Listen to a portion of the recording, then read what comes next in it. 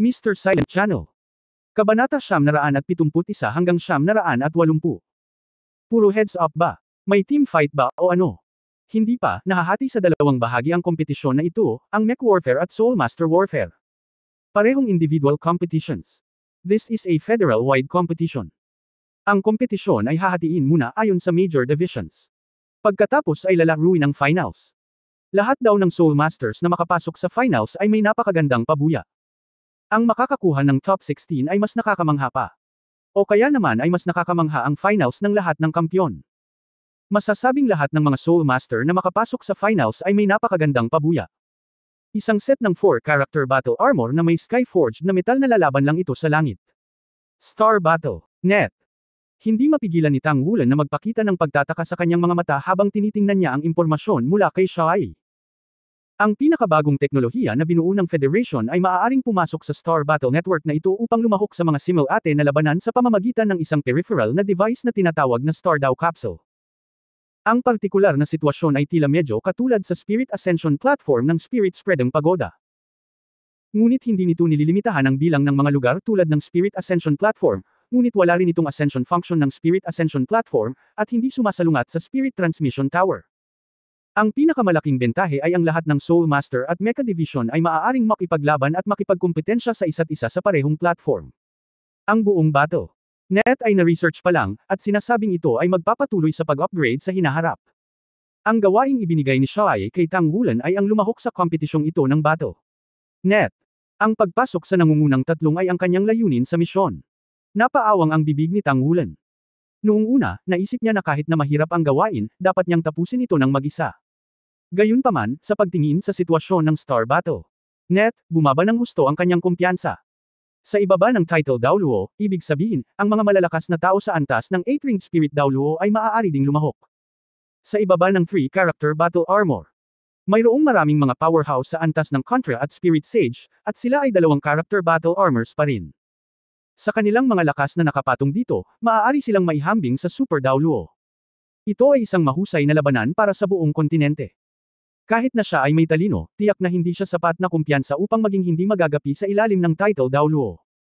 Ang layunin ng pagpayag ni Shai sa kanya na lumahok sa battle net battle na ito ay napakasimple.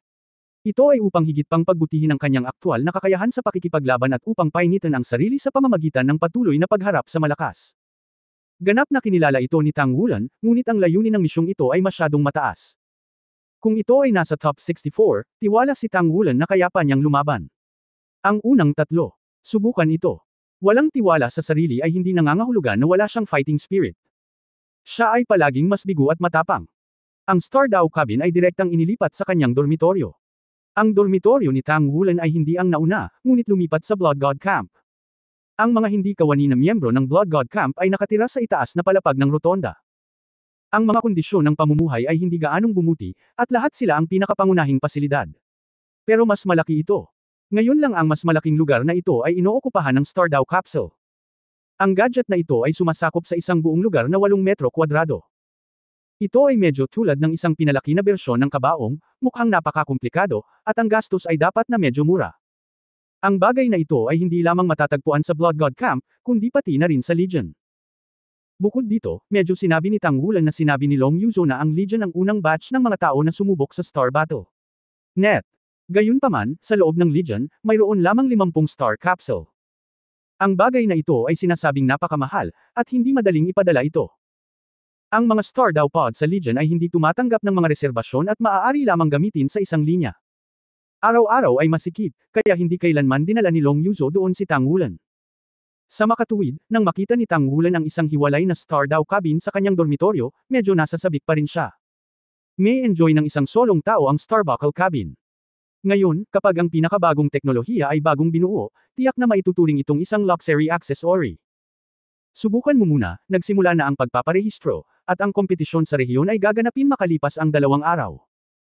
Bago magsimula ang kompetisyon sa rehiyon, dapat mong kumpletuhin ang pagpaparehistro, at pagkatapos ay maaari kang maging pamilyar dito. Pinindot ni Tang Wulan ang button para buksan ang Star Dao Cabin, at pagkatapos ay pumasok. Ang panloob na istruktura ng bagay na ito ay napakakomplikado, hindi bababa sa mas komplikado kaysa sa platform ng pag-akyat na kanyang napuntahan. Matapos isara ang hatch, hindi ako nakaramdam ng bara, at iba't ibang mga wire na metal ang konektado at nakakabit sa katawan. Ang bawat metal hoop ay nakakandado rin sa kanyang katawan. Ito ay para maiwasan ang pagtagas ng enerhiya kapag lumalaban siya sa Star Battle. Net. Tumagal ng humigit kumulang 5 minuto para makumplito ang lahat ng koneksyon, at parang ginipig lang ang pakiramdam ni Tang Wulan. Napakadilim, at sa sandaling ito, tumunog ang electronic audio, handa na ang Star Daw cabin, konektado ba ito sa Star Battle? Napakamekanisado ng elektronikong tunog, at parang hindi komportable. Sinabi ni Tang Wulan, kumonekta. Nanginginig ang buong katawan, kumakalat ang malakas na kuryente sa buong katawan, parang nabuhayan ang buong tao. Hindi nakakagulat na ang mga ordinaryong tao ay hindi pinapayagan na gumamit ng Star Capsule.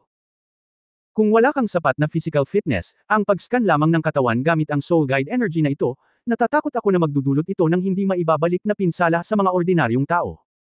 Palihim na sumusuka sa aking puso, sa susunod na sandali, isang pakiramdam ng pagkahilo ang sumunod.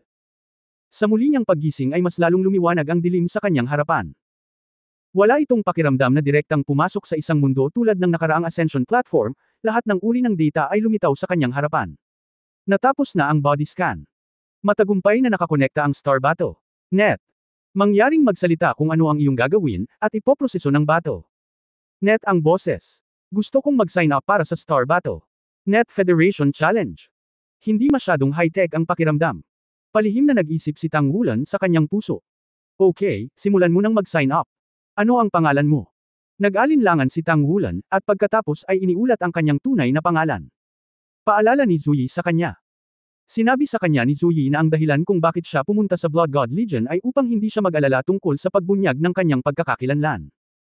Dito, ligtas na siya, walang pupunta dito.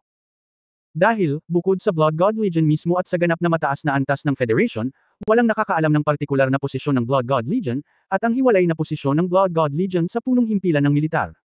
Ang isa pang punto ay ang pinakamakapangyarihang aspeto ng Star Battle. Net ay ang pagiging confidential nito. Ang panloob na impormasyon ay naitala lamang ng utak ng battle. Net. Matapos maipasa ang mga record, ang lahat ng mga Master Soul ng tao nakalahok sa battle. Net ay magkakaroon ng level setting. Ang antas na ito ay kinakailangan upang maipasa ang record. Upang mapabuti. Ngunit kahit na ang Federal Parliament ay hindi maaaring mag-imbestiga sa impormasyon ng mga kalahok sa kalooban. Kailangan itong aprubahan ng buong kapulungan. Pinipigilan nito ang ilang taong may lihim na motibo na mag-imbestiga sa impormasyon ng ibang tao sa pamamagitan ng battle. Net. Nagsagawa ang system ng isang serye ng mga query. Irehistro ang pagkakakilanlan ni Tang Wulan. Maaari mong bigyan ang iyong sarili ng isang palayaw. Ang palayaw ay ang iyong pangalan para sa paglahok sa kompetisyon at para sa pagpapakitang gilas sa hinaharap.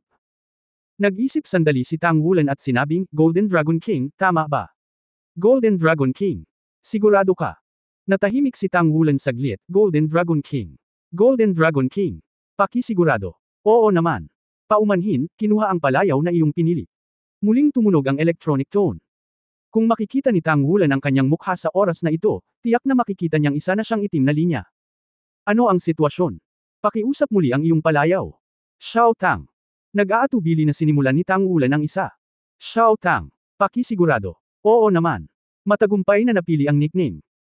Tang Wulan, palayaw na Xiao Tang, Soul Power Level 59, espesyal na pangangatawan, pinaghihinalaang may dugong dragon, physical strength beyond common sense, qualitatively a talented type Soul Master. Approved ang registration. Pwede ko bang itanong kung mag-sign up? Makilahok sa Star Battle. Net Federation Challenge. Makilahok.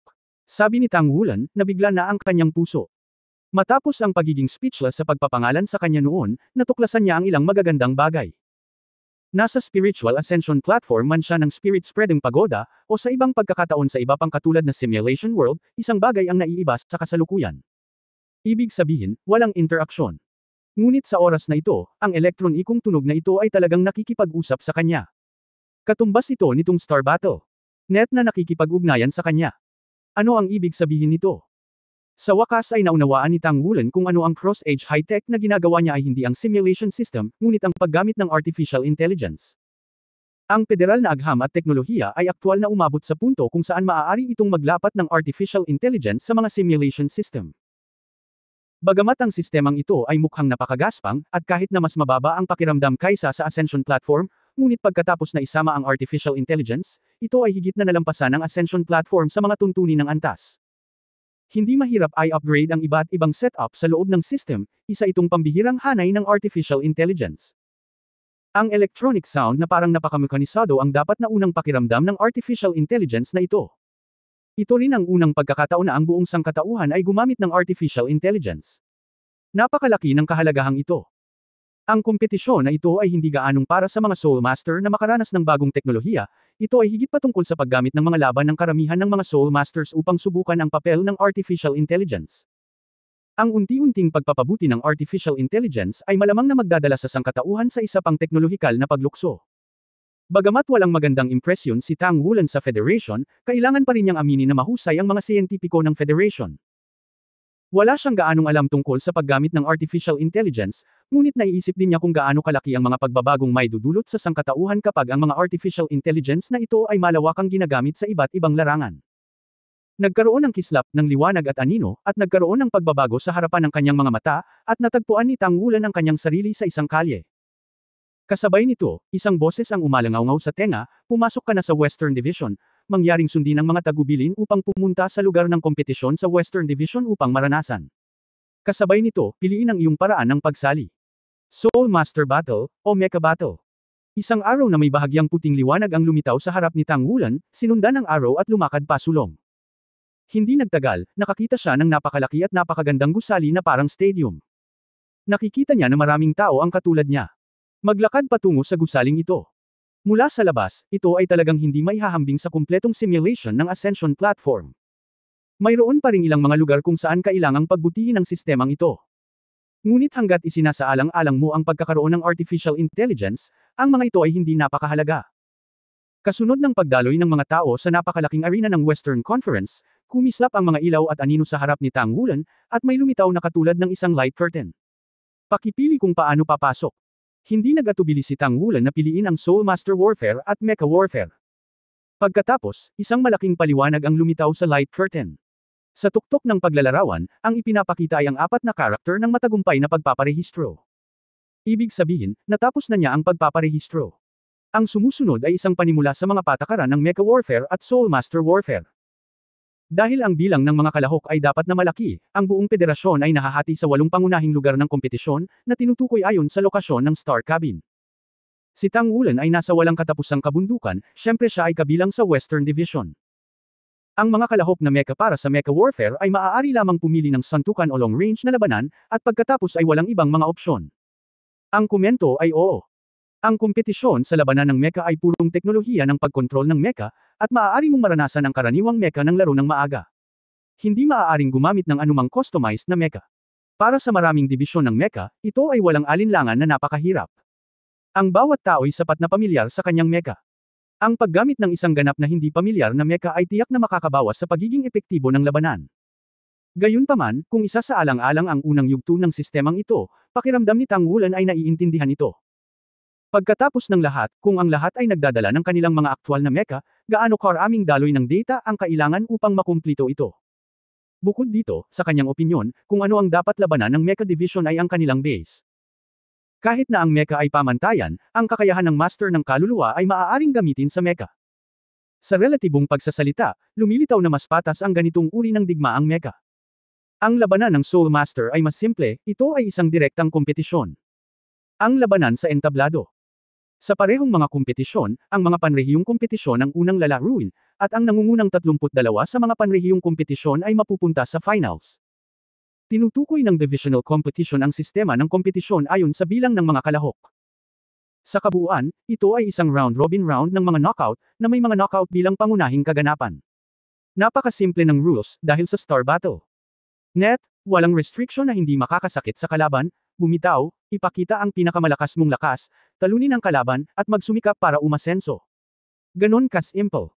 Gayunpaman, mas simple ang sistema ng kompetisyon, mas malupit ang kompetisyon. Knockout ay nangangahulugan na hanggat mayroon kang malas sa harap at makatagpo ng isang malakas na manlalaro, pagkatapos ang laro ay magtatapos. Hindi napigilan ni Tang Wulan ang pagkibot sa gilid ng kanyang bibig nang maisip niya ang kanyang swerte laban sa langit kapag nakikipagkompetensya sa Star Luo Continent. Sana sa Star Battle. Net na ito, mas gumanda ang swerte ko. Gayunpaman, kahit anong tingin mo, parang napakahirap para sa akin na makapasok sa top 3. Ang lakas sa ibaba ng titulong Daoluo, at ang tatlong character na battle armor sa ibaba ng larangan ng battle armor.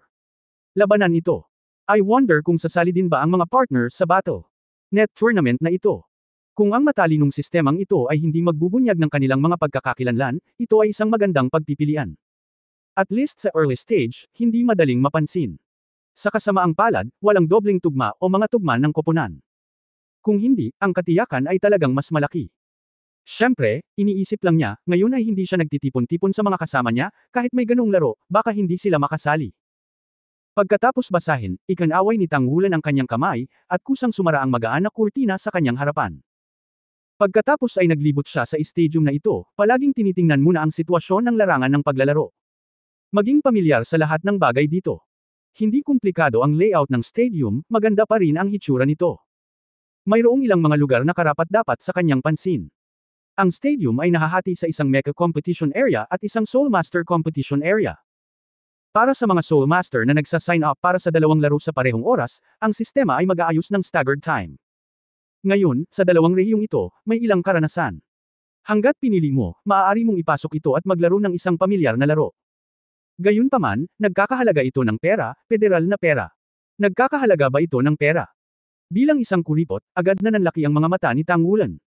Napaka hindi makatao. Bukod dito, ang presyo ay talagang hindi mura. Ang battle room sa mecha area ay ginagamit ng isang beses, at ang presyo ay 2,000 federal na barya, at ang battle room sa Soul Master area ay 1,000 federal na barya. Nagamit ng isang beses, isang labanan lamang ang maaaring isagawa. Bakit hindi mo kunin? Si Tang Wulan ay mukhang walang imek. Hindi ito kasing bilis ng maaari mong makuha ang pera. Sa sandaling ito, isang boses ang tumunog sa tabi niya. Nung lumingon ako, hindi ko alam kung kailan mas marami na ang nakapaligid sa kanya. Matapos makapasok dito, ang hitsura ng lahat ay naitago sa isang tiyak na lawak, at may dagdag na maskara sa kanilang mga mukha. Ang mga maskara ay lahat puti, at ang hitsura ay hindi nakikita, at ang mga damit ay kulay abo, at lahat sila ay karaniwan. Sa itaas lang ng ulo, may nickname na sa kanya. Ang palayaw na lumulutang sa ulo nitong taong nasa harap niya ay, between 4 and 6. Isang medyo kakaibang pangalan. Iunat mo ang iyong kamay sa ilalim ng kabaong, at gusto mo ng pera. Napabuntong hininga si Tang Wulan. Sa pagitan ng Abril at Hunyo, tumanggaw siya bilang pagsang-ayon, kung gayon plano mong subukan ito. Walang magawang sinabi ni Tang Wulan, kailangan kong maranasan ito palagi, ngunit hindi ko alam kung paano ilipat ang federal na pera. Bago niya natapos ang kanyang boses, ang artificial intelligence ay agad na nagpakita ng isang malakas na kakayahan. Isang light curtain ang kumislap, at isang elektron-ikong tunog ang tumunog sa kanyang mga tainga, maaari ba akong magtanong kung gusto mong mag-recharge? Hindi napigilan ni Tang Wulan ang pagngangalit ng kanyang mga ngipin, ang Federation ay gumawa ng mahusay na trabaho sa bagay na ito. Siningil, unang singilin ang 10,000 federal na barya. Kinagat ni Tang Wulan ang kanyang mga ngipin at tiniis ang sakit, at ginamit ang kanyang sariling federal card para maningil ng 10,000. Matapos makumplito ang pag-recharge, nalaman niyang may lumitaw na linya ng mga numero sa ibabang kaliwang sulok ng kanyang paningin, na eksaktong 10,000. Subukan natin. Tila na kumpleto ang recharge sa pagitan ng Abril at Hunyo, at isang imbitasyon ang ipinadala kay Tang Wulan. Iniimbitahan ka sa isang labanan sa pagitan ng 4 at 6, at kailangan mong magbayad ng 1,000 federal na barya para makapasok sa battle room. Nararamdaman pa rin ito, nag-click si Tang Wulan upang tanggapin ito. Biglang bumagsak ang dalawang sinag ng liwanag mula sa langit, at sabay na bumagsak sa kanilang dalawa, isang bulaklak sa harapan nila, sa sumunod na sandali ay nagpalit sila ng pwesto. Parehong-pareho ang pakiramdam sa totoong stadium, at mas malaki ang lugar. Ang malaking platform ng kompetisyon na may diameter na higit sa 300 metro ay talagang kahanga-hanga at nangingibabaw. May sapat na espasyo para ipakita. Maraming upuan sa paligid ng stadium. Siyempre walang nanunood. 3, 2, 1, magsimula. Ang elektron-ikong tunog ay napakasimple at direkta, walang oras ng paghahanda, ang dalawang panig ay lumitaw sa layo na 100 metro, at pagkatapos ay direktang binibilang ang mga segundo, magsimula. Tumingin si Tang Wulan sa pagitan ng 4 at 6, at ang kabilang partido ay nakatingin din sa kanya. Sa sumunod na sandali, sabay na sumugod ang dalawa sa isa't isa. Bukod dito, wala sa kanila ang pinakawala ng kanilang mga martial soul sa unang lugar. Humakbang pasulong si Tang Wulan, huminga ng maayos sa pagitan ng 4 at 6. Ang layo ng 100 metro ay dumating sa isang iglap, at kapag ang distansya ay wala pang 20 metro, halos magkasabay sila at pinakawalan ang kanilang mga martial souls. 12 ng mga asol na pilak na baging ng damo ang biglang lumitaw, at ang unang kakayahan ng espiritu ay direktang pinakawalan at nasalikop. Sa pagitan ng 4 o 6 sa kabilang panig, ang kanyang katawan ay namaga sa isang iglap, at ang 6 na bilog na spirit ring ay biglang lumitaw, na nagpapataas ng kanyang katawan. Ito ay parang pamilyar. Mabilis na umakyat ang asul na pilak na Emperor Vines, na pinagdugtong ng 4 hanggang 6 na matibay. Gayunpaman, ang katawan na namamaga sa taas na 7 metro sa pagitan ng 4 at 6 ay bumagsak, at itinapon si Tangwulan na konektado sa kabilang panig ng Blue Silver Emperor. Pagkatapos ay hinampos niya ito ng malakas sa lupa.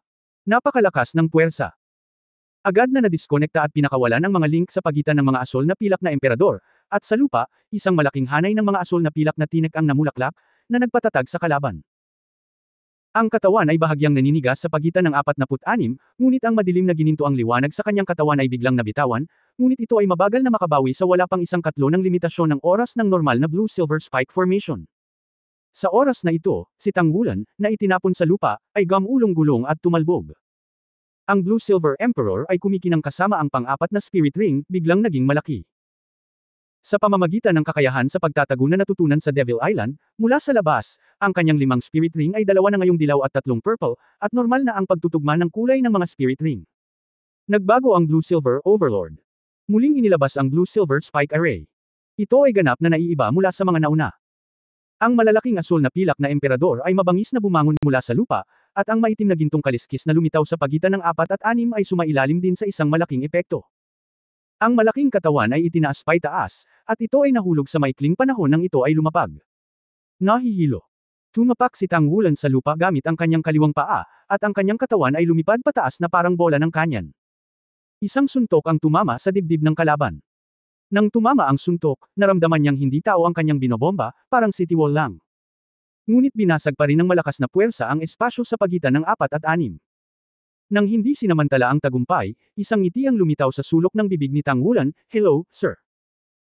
Sa sandaling dumaong siya sa pagitan ng 4 at 6, nakarecover na siya mula sa pagkalumpo ng mga asul at pilak na spike, naramdaman ang matinding kirot sa kanyang dibdib, at pagtingin sa figurang bumabagsak mula sa langit, hindi niya maiwasang hindi makapagsalita sandali. "Tangwulan. Ako po, sir." Sabi ni Tangwulan habang nakangiti at pinakawalan ng kanyang Golden Dragon King na bloodline na aura, upang ang bloodline sa pagitan ng 4 at 6 ay napigilan sa lahat ng direksyon. "Bakit ang baho mo bata? Tumayo, hindi ba ito si Jiang Wuyu lang?" Nakilala na siya ni Tangwulan nang pakawalan niya ang kanyang martial soul. "Ako ito. Magaling sir." Nakangiting sabi ni Tangwulan. Simula nang makipaglaban ng magkatabi noong araw na iyon, hindi na niya nakita si Jiang Wuyu. "Nabalitaan ko na ginawa kang supernumerary ng kita ng Diyos ng dugo." Hindi inilihim ni Jiang Wuyu ang kanyang inggit. "Oo." Tumango si Tangwulan. Sinabi ni Jiang Wuyu, "Kung gayon, huwag mo akong tawaging pinuno, magiging magkapatid tayo sa hinaharap." Ito ang unang pagkakataon na nakarating ako sa lugar na ito, na medyo kawili-wili. Ito ay naiiba sa simulation system ng ating hukbo. Napakaginhawa sa pakiramdam na magkaroon ng gabay. Well, artificial intelligence. Ang pag-unlad ng federal na agham at teknolohiya ay talagang mahusay. At least ito ay isang magandang simula. "Sir, lumalaban ka pa ba?" Tanong ni Tangwulan. Tinapik-tapik ni Jiang Wuyu ang kanyang katawan, "Syempre, lumaban. Hindi ako nag-enjoy last time. Wala namang injuries dito. Halika, go all out, tingnan ko kung kaya mo talagang magpatuloy. Pigilan mo ako, ngayon hindi na ako maawa. At saka, huwag mo na akong tawaging chief, tawagin mo na lang akong Mai." Okay. Masayang sumang-ayon si Tangwulan, at ang pakikipaglaban sa isang kalaban tulad ni Jiang Wuyu na may napakalakas na fighting spirit ay isang bihirang magandang pagkakataon din para kay Tangwulan. Pagkatapos ay nakita niya na direktang binitawan ni Jiang Wuyu ang kanyang dalawang karakter na battle armor nang walang pag-aalinlangan. Ang itim na sandata ng labanan ay kumikinang na may mahinang metal na kinang. Matapos takpan ang buo niyang katawan ay nagmukha siyang totoo. Katulad ng naramdaman ni Tangwulan nang makaharap niya ang Tyrannosaurus sa unang pagkakataon. Sa mahabang dagandong ni Jiang Wuyu, tumaas ang malakas na bloodline at aura, at pilit niyang nakipagkompetensya sa bloodline ng Golden Dragon King ni Tangwulan. Hindi kailanman mamaliitin ni Tangwulan si Jiang Wuyu. Naglabas din siya ng sariling battle armor. Mabilis na tumakbo ang core magic circle na nakakabit sa battle armor, at isang malakas na puwersa ang itinurok sa kanyang katawan. Ang lakas ay tumaas ng husto, isang pares ng mga pakpak ng dragon ang kumalat sa kanyang likuran, at isang gintong halo ang pinakawalan sa katawan ni Tangwulan. "Dalhin mo."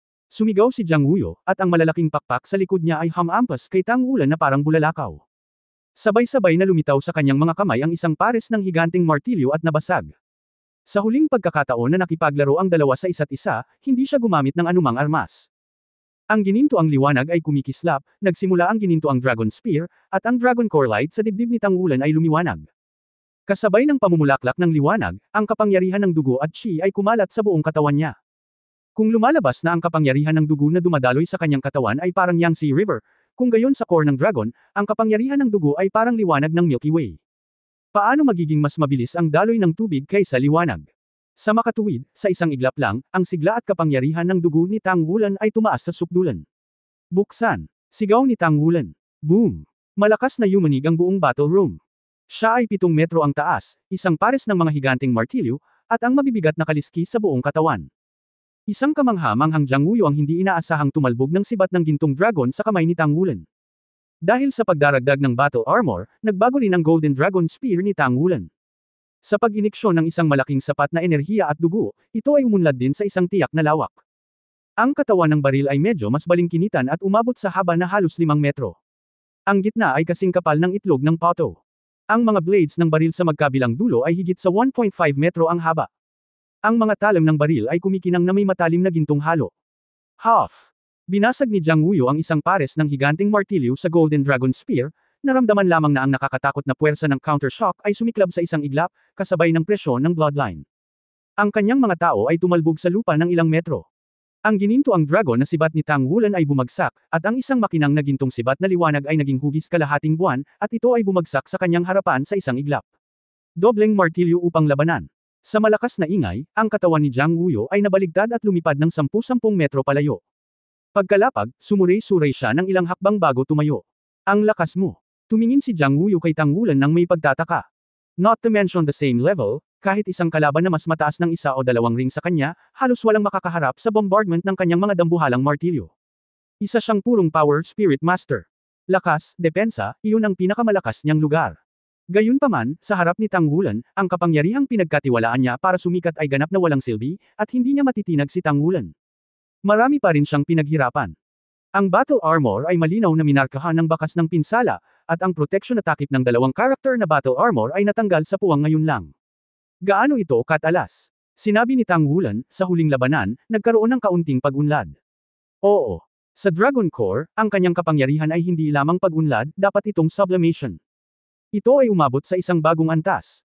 Kung ang orihinal na Jiangwuyo ay maihahambing sa kanya sa mga tuntunin ng lakas, kung gayon siya ay nasa 2 klase na ngayon. Hindi na ako naniniwala. Ang sigasig ni Jiangwuyo ay lubos na napukaw. Sa isang dagandong hanggang sa langit, lumiwanag ang ika-6 na espiritong singsing sa kanyang katawan.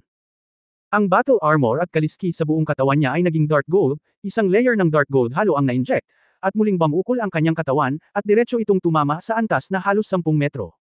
Sa likod, mahinang lumitaw ang isang malaking multo na may taas na 50 metro, ito ay ang Tyrannosaurus Rex. Ibinuka ni Wang Longsuying ang kanyang bibig patungo sa direksyon ni Tangwulan, gumawa ng tahimik na dagandong. Isang malakas na invisible wave ang biglang nang-aapi, at sa isang iglap, kahit na ang pagsupil ni Tangwulan sa kanyang bloodline ay tila nawala ng epekto. World Destroyer Overlord. Sa dagandong, ang kakilakilabot na madilim na ginto, na parabang ito ay talagang naging isang higanteng dragon, halos sa isang kisap mata, dumating siya sa harap ni Tangwulan, ang walang kapantay na mar-angle na momentum, ang nakakatakot na kapangyarihan. Sa sandaling ito, pinasabog na ni Jiangwuyo ang lahat ng kanyang kakayahan. Nag-react si Tangwulan ng napakabilis, tumapak sa lupa gamit ang kaliwang paa at sumisigaw. Ang gininto ang ulo ng dragon ay lumitaw ng marahas, tinakpan ang kanyang buong katawan, at ang gintong dragon ay umungal. Ang nakakatakot na pressure wave ay direktang nabasag sa ilalim ng epekto ng dagandong ng gintong dragon, at ang dagandong ng malaking gintong dragon ay direktang nabasag ang liwanag at anino ng Tyrannosaurus Rex sa likod ni Jiangwuyo. Si Jiangwuyo, ang Destroyer Overlord, ay may napakalakas na singil. Ang Desir Wave ng Tyrannosaurus Phantom, kasama ang nakakatakot na epekto na pinasimulan niya sa tulong ng Desir Wave. Sa sandaling ito, mayroon pa siyang kakayahan na katulad ng sa Overlord body ng Golden Dragon, at ang kanyang kapangyarihan sa pagtatanggol ay tumaas din sa isang lubhang nakakatakot na antas. Ito ang pinakamalakas sa mga pag-atake ng parehong antas na nakatagpo ni Tangwulan sa ngayon. Nalampasan pa ang orihinal na Long Yu. Ang dagandong ng gininto ang dragon ay napawi ang alon ng pagkawasak, ngunit hindi napigilan si Jiangwuyo na magpatuloy sa pagsulong sa dominanteng estado. Sa sandaling ito, lumitaw ang gintong dragon. Sa ilalim ng tumpak na kontrol ni Tangwulan, halos magkasabay na lumabas ang 8 gintong dragon mula kay Jiangwuyo, at itinaas lang nila ang kanyang malaking katawan ng 7 o 8 metro. Ngunit ang world-destroying Overlord Charge na ito ay karapat-dapat sa isang 6-ring spirit na kakayahan. Bagamat inibon niya ang kanyang direksyon, naantala lamang ito saglit. Kinokontrol ng kanyang nakabukas na mga pakpak ang kanyang katawan at nagpatuloy sa pag-charge sa direksyon ni Tang Wulan. Gayunpaman, sa dalawang buffer, ang oras ni Tang Wulan ay sapat din, na ang kanyang kaliwang binti ay nasa harap at ang kanyang kanang binti sa likod, na sumasabog gamit ang isang paalang na sibat. Kasabay nito, ang baluti sa kanyang katawan ay biglang naging parang salamin, ang core ng dragon sa kanyang dibdib ay kumikinang ng maliwanag, at ang tunog ng dagandong ng dragon ay tumunog kasama ang enerhiya sa paligid ng kanyang katawan. Kailan?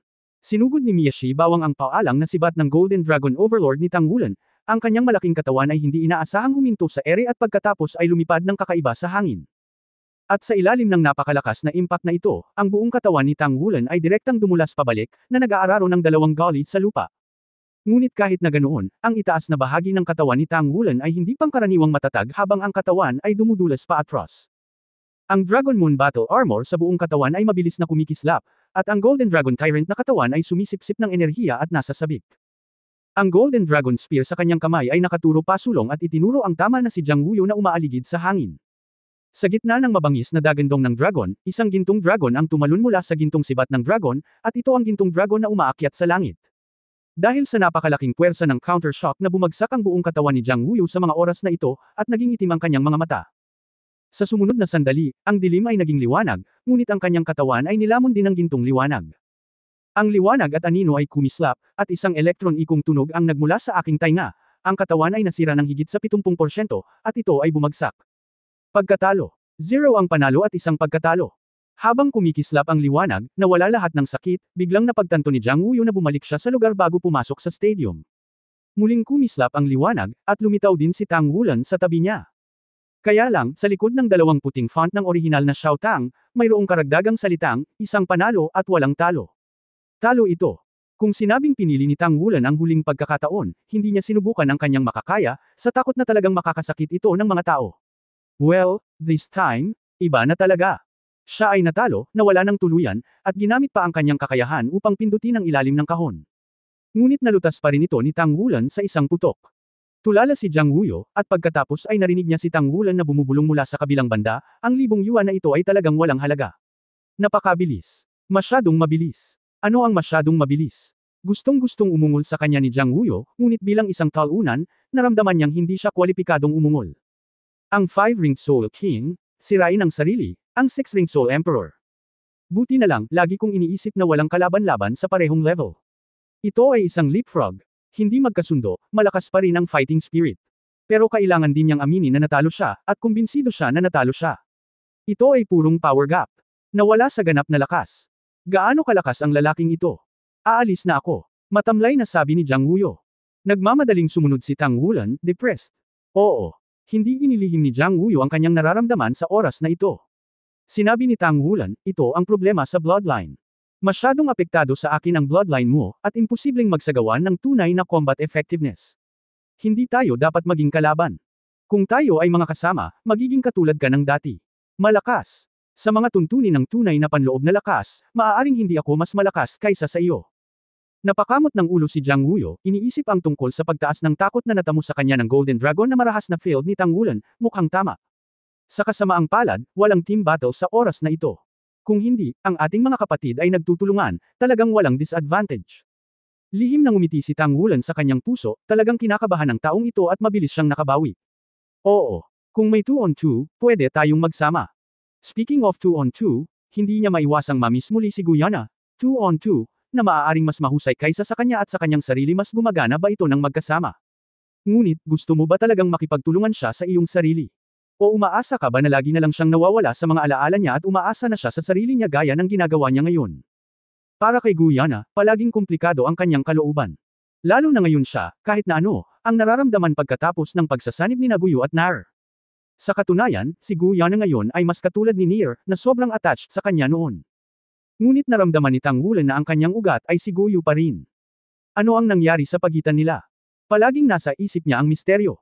Ngunit sa anumang kaso, nang lumitaw siya sa kanyang harapan at pinrotektahan siya ng kanyang katawan noong siya ay pinakadesperado, naunawaan ni Tang Wulan na siya pa rin siya man ay si Guyo o si Nair, tinatrato niya ang kanyang sarili mabuti, hindi ito nagbago. Dapat maging major sa lalong madaling panahon. Mariing kinuyam ni Tang Wulan ang kanyang mga kamao. Basta maging major ka, pwede mo siyang balikan. Hindi ako nag-quit sa battle. Net, simula nang pumasok ako, kailangan kong pumunta palagi sa mech field para subukan.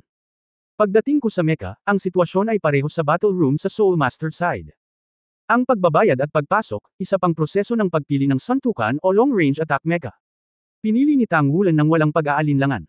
Malayo. Nang lumabas siya sa entablado ng kompetisyon, nalaman niyang nasa mecha na siya. Ang kontrol sa mecha ay ang pinakakaraniwang mecha. Mula sa pananaw ng pagiging komplikado ng kontrol, dapat itong isang dilaw na mecha. Makikita sa internal display screen na puti ang buong mecha, na may soul guidance cannon sa kanyang kamay. Dalhin ang iyong sariling protection na takip, at pagkatapos ay ito ang lahat ng kagamitan.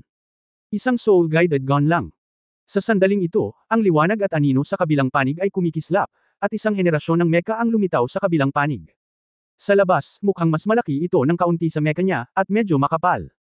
Hawak ang isang epee sa kanyang kamay. Suntukan mecha. Tila ang kagamitan ay hindi mas mahusay kaysa sa kanyang sarili. Hindi napigilan ni Tang Wulan ang pagtawa. Talagang kawili-wili ang gayong pakikidigmang mecha.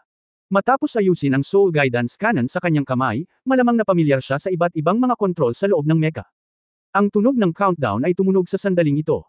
3, 2, 1, magsimula. Sa pagsisimula, ang mecha sa kabilang panig ay sumugod patungo sa Tang Wulan na parang isang road roller. Karaniwang mecha, uri ng santukan, 12 metro ang taas at may timbang na 8 tonelada. Standard mecha, long range, 10 metro ang taas, tumitimbang ng 6.5 tonelada. Nang makita ang kalaban na mabilis na sumugod sa kanya, agad na kinokontrol ni Tang Wulan ang mecha upang itaas ang kanyang kamay at magpaputok ng baril sa kalaban, pagkatapos ay tumalikod at tumakbo palayo. Long range kumpara sa malapit na labanan, ang distansya ay walang pagsala ang pinakamahalaga.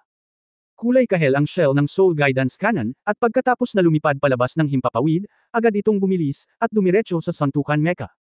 Mabilis na nag-react ang mecha. Bahagyang nanginginig ang katawan, na parang magpapadaus-dos, ngunit nang tumagilid lamang ang katawan at napasandal ang kaliwang kamay sa lupa, naiwasan nito ang bola ng kanyan, at hindi gaanong bumaba ang bilis, at dumiretso sa Tang. Sumugod si Wulan sa direksyon. Hindi pa nagagamit ang mga accelerator sa likod niya. Magandang kontrol. Naisip ni Tang Wulan sa kanyang sarili. Kasabay nito, ang Soul Guidance Cannon sa kanyang kamay ay umikot, boom, boom, boom, na sunod-sunod na pag-atake. Ang close combat mech ay mukhang napakakalma, ang katawan nito ay patuloy na umiiwas mula kaliwa hanggang kanan, at ang mga paggalaw nito ay nababaluktot at matatag. Habang si Tang Wulan ay tumalikod upang maglunsad ng pag-atake, patuloy siyang lumalapit. Wala pang 50 metro ang layo ng Tang Wulan. Kung i-activate niya ang accelerator ngayon, kalahating segundo lang ang kailangan para maabot ang Tang Wulan. Ang long range na nilapitan ng suntukan ay tiyak na magiging trahedya. Ang Soul Guidance Cannon, pagkatapos magpaputok ng 10 beses na sunod-sunod, ay nangangailangan ng 3 segundo upang lumamig. Si Tang Wulan ay gumawa ng paghatol para sa karaniwang Soul Guidance Cannon sa kanyang kamay. Well, okay lang, at least hindi masyadong mahina. Habang gumagawa ng paghuhusga sa kanyang isip, pinaandar niya ang thruster. Ang thruster ay nasa likod ng mecha, na maaaring tumulong sa mecha na lumipad, mapabilis, at iba pa. Sa pangkalahatan, ang mga melee mecha ay mas mabilis kaysa sa mga long-range mecha. Anuman ang kanyang malaking sukat, ang aktwal na bigat ng mecha ay mas magaan, dahil hindi katulad ng long-range na mecha, kailangan itong magdala ng mas malaking soul guidance battery upang mapanatili ang pangmatagalang pag-atake. Sa sandaling iyon ang thruster ni Tang Wulan, ang kabaligtaran na thruster ay na-activate. Kung mas mabagal ang hakbang ni Tang Wulan, diretso siyang matatamaan. Ang dalawang figure ay halos sumuray-suray na dumaan, at muling binuksan ang distansya. Ngunit sa pagkakataong ito, lumipad na sa ere ang magkabilang panig. Mabilis na nag-react ang close combat mecha. Ang epee sa kanyang kamay ay ibinaba palabas ng hindi nataman si Tang Wulan, at ito ay binaril. Ang epee ay gumuhit ng itim na liwanag sa hangin, at agad na naabutan si Tang Wulan, nakatatapos lang umabant sa thruster at bumagal. Kung ito man ay timing control o accuracy, ang pag-atake ng suntukan na mech na iyon ay maaaring ilarawan bilang sapat na matalino. Napakalakas. Nagulat si Tang Wulan. Pero hindi naman mabagal ang reaksyon niya. Ayon sa mga alituntunin ng mecha warfare, kung ang mecha ay nawasak, kahit na ang Soul Master sa loob ay may kapangyarihan pang labanan, siya ay masentensyahan ng pagkatalo. Sa sandaling yumuko siya, ang long-range mecha ni Tang Wulan ay gumawa ng kakaibang paggalaw. Nakumpleto ng buong katawan ng isang side roll sa hangin, at kasabay nito, ang puwitan ng soul-guided gun sa kanyang kamay ay marahang itinulak paitaas. Inalis niya ang mabigat na espada. Sa sandaling ito, naglunsad na ng pangalawang acceleration ang melee mecha. Dumiretso sa Tang Wulan at barilin. Boom, boom, boom, boom, boom, boom. Halos sabay-sabay na lumipad palabas ang 6 na grupo ng liwanag. Inilunsad ni Tang Wulan ang Soul Guidance Cannon sa proseso ng pagkawala ng kanyang balanse at pagtalikod sa ere. Ang anim na shell ay mukhang plum blossom petals. Napakaganda talaga nila, at direktang hinaranggan nila ang tanging paraan para sa suntukan mecha. Hindi niya pinaputok ang canyon sa unang pagkakataon na gamulong siya upang maiwasan ang epee, ngunit nang iyon ang kalaban ng thruster sa pangalawang pagkakataon, pinaputok niya ito sa mabilis na proseso ng pagsulong. Dahil sa ganitong uri ng proseso ng high-speed na epekto, mahirap para sa mga mecha ng suntukan na magpalit ng direksyon. Kung sa pilitan silang magbabago, hindi lamang ang mecha mismo ang makakayanan ng malaking epekto, ngunit ang mga Soul Master sa loob ay kailangan ding makatiis ng malaking epekto. Kapag ang antas ng operasyon ay napakataas at ang mecha ay sapat na malakas, ang singil sa pagbabago ng direksyon ay gagamitin. Ang suntukan na mecha ng kalaban ni Tang Wulan ay hindi nagbago ng direksyon nito, ngunit piniling dalhin ito ng husto. Ang kapangyarihan ng long-range na soul-guided na baril ay imposibleng sumabog sa mecha shield sa ilang putok. Habang mabigat itong dinadala, bahagyang lumihis ang kanyang katawan, iniiwasan ang 4 sa 6 na shell, at 2 lang sa kanila ang bumbero sa kanyang protective shield. Sa pag-ungol ng 2, huminto ang mecha sa ere, tutal nandoon pa rin ang impact. At sinamantala rin ng mecha ni Tang Wulan ang pagkakataong ito para muling magbukas ng distansya. Matapos ang isang pause, hindi nagmamadaling umakyat ang mecha, bagkus ay sumisid at sumugod sa lupa upang kunin ang espada sa lupa. Walang armas ang mga mecha ng melee, at nagdurusa pa rin sila sa mga long-range mecha na kapareho ng level. Ang agarang 6-shot coverage attack ni Tang Wulan ngayon, at ang pagpili ng timing, ay nagpaunawa na sa Mecha Master sa close combat mecha na hindi siya isang malambot na persimmon sa kanyang harapan, at hindi siya kasing daling harapin gaya ng kanyang inaakala. Boom! Isang kanya na bola ang lumipad palabas ng walang kapantay na katumpakan. Ang target ay hindi isang mecha, ngunit isang espada sa lupa. Ang shell ay sumabog sa posisyon ng hilt ng epee, at ang epee ay tumalbog ng direkta mula sa pagsabog at lumitaw sa hangin. Pagkatapos ay lumitaw ang 3 higit pang mga shell sa harap ng mecha sa isang fret na hugis, na hamarang sa kanyang paraan upang habulin ang epee. Malamig na sumangot ang mecha, mali ang hubog ng katawan, at lumubog ito ng husto, iniiwasan ang pag-atake ng 3 shell, ngunit ang epee ay lumipad na sa himpapawid ng 10 metro. Ang mecha ni Tang Wulan ay bumilis sa hangin, at pagkatapos ay inabot niya ang epee, hinawakan ang epee gamit ang kanyang kaliwang kamay, at hinawakan ang epee sa kanyang palad. Kailangan kong sabihin na ang suntukan mecha ay may napakayaman na karanasan. Nang makitang kinukuha ni Tang Wulan ang epee, nakatayo na siya, at hindi siya nag-atubiling i-activate ang propeller sa likod niya, at sa pagkakataong ito ay lumabas na siya ng todo. Ang layunin ay ang epee. Kahit na lumaban siya ng ilang putok, kailangan niyang ibalik ang kanyang espada. At si Tang Wulan ay nagmamadali sa direksyon na iyon ngayon, ang distansya ay malapit, na malinaw na mas kapaki-pakinabang sa mga mecha ng suntukan. Ang magkabilang panig ay nag-activate ng mga thruster, at si Tang Wulan ay walang alinlangan na isang hakbang sa unahan. Nasa harap na ng epee. Sa sandaling ito, ang mecha armor ay biglang lumiwanag ng maliwanag, at hindi mabilang na mga ice cone ang nabubuo sa paligid nito, na umaaligid sa Tang Wulan. Hindi na ba ito matutulungan sa wakas? Isang malabong ngiti ang lumitaw sa sulok ng bibig ni Tang Wulan.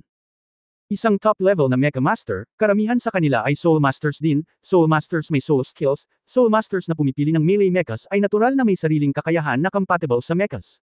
Ang suntukan Mecha Master sa wakas ay hindi napigil ang ilabas ang kanyang mga kakayahan sa kaluluwa.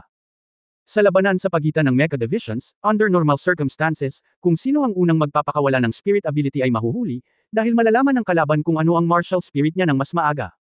Ang kono ng yellow ay namumuo, na sumasakop sa pag-atake. Hindi nagbago ang epekto ni Tang Wulan, at hindi rin niya pinakawala ng kanyang martial soul. Pero isang silap lang gamit ang kaliwang kamay at hinawakan ang epee. Pagkatapos, ang mabigat na espada ay umindayog ng isang layer ng anino ng espada sa hangin. 3 talampakang espada mang, hindi matigas. Ngunit ito ay tiyak na nakita sa bawat ice cone. Kasabay nito ang isang malaking hamog na nagyayelong sumambulat sa hangin. Kasabay ng sunod-sunod na dagandong, ang 10 shell ay biglang sumabog sa ambon ng yelo, naganap na natakto ng suntukan na mecha na sumugod sa sandaling iyon. Natatakpan ng ice mist, hindi nakita ng mecha kung paano kumilos si Tang Wulan.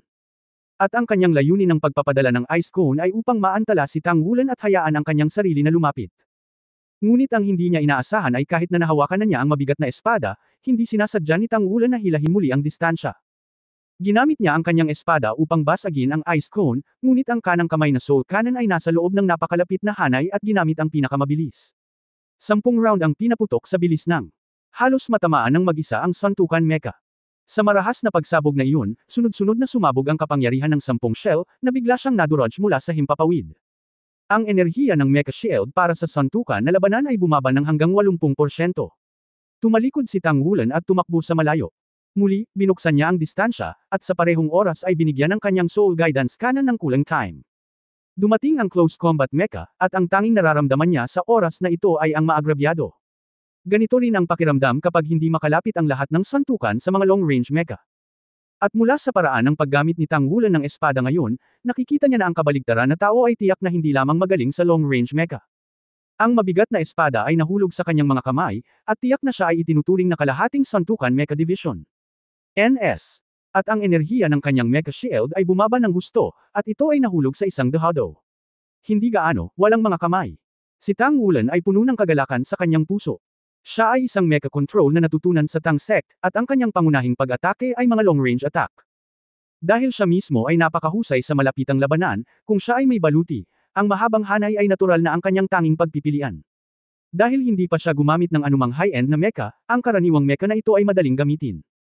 Ang pangkalahatang pakiramdam ay medyo maganda. Ang distansya sa pagitan ng dalawang panig ay isa pang 100 metro, at itinayo ni Tang Wulan ang Soul Guidance Cannon, at 3 segundo ang lumipas. Maaari itong muling magpaputok ng 10 beses na sunod-sunod. Ang malayuang pagtuturo ng mecha ng Tangmen ay talagang ang pinakamahusay sa mundo.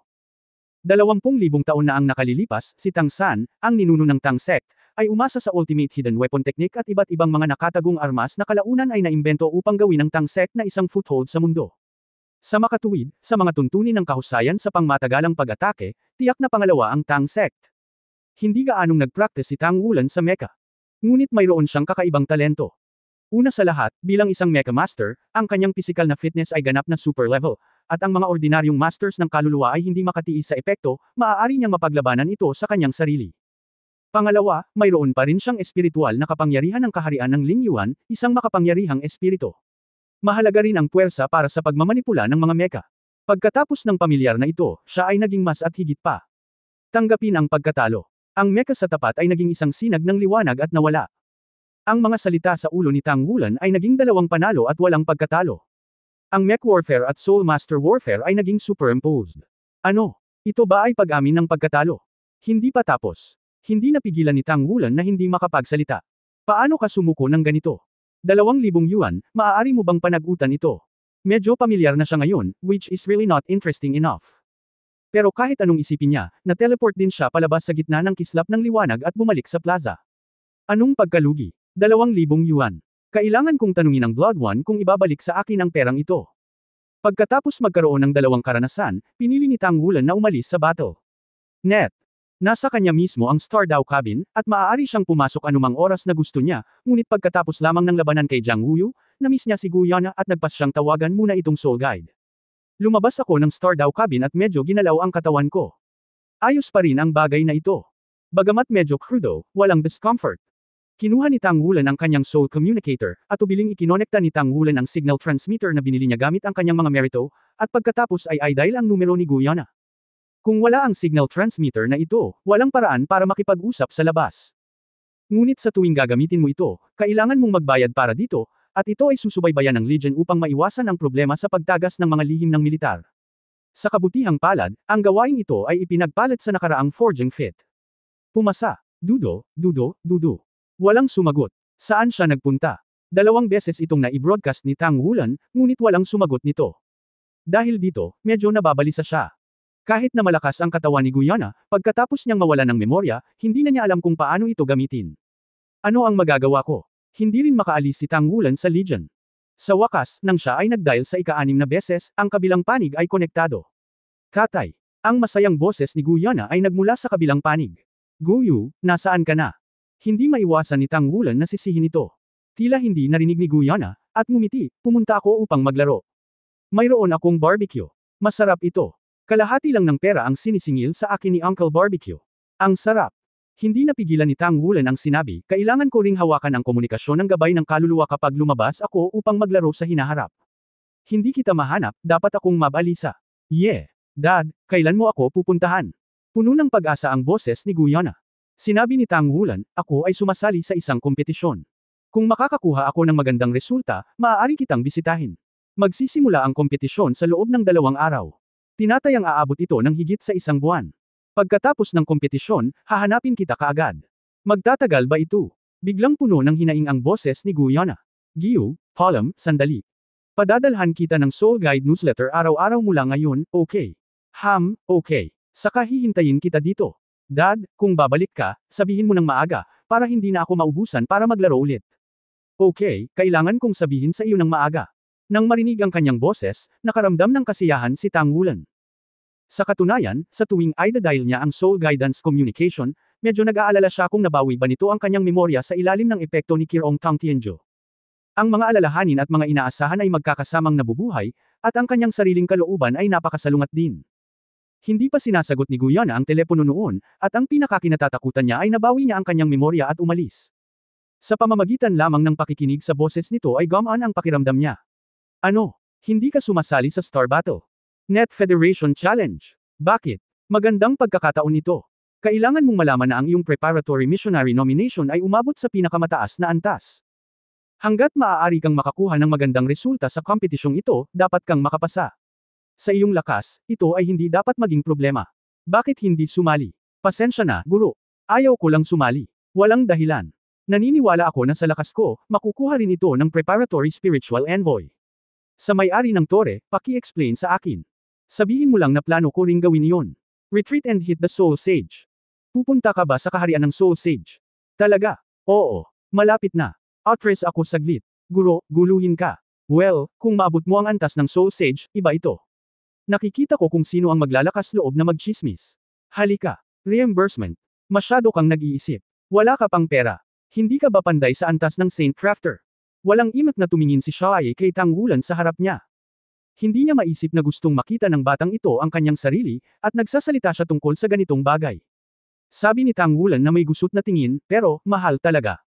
Dahil sumasali ako sa kompetisyon sa ngalan ng ating Blood God Legion, hindi ba dapat may sponsorship ako? Gaano ka kuripot ang anak mo? Hindi napigilan ni Zhu na matawa, ngunit hindi niya inaasahan na magiging kuripot ang batang ito.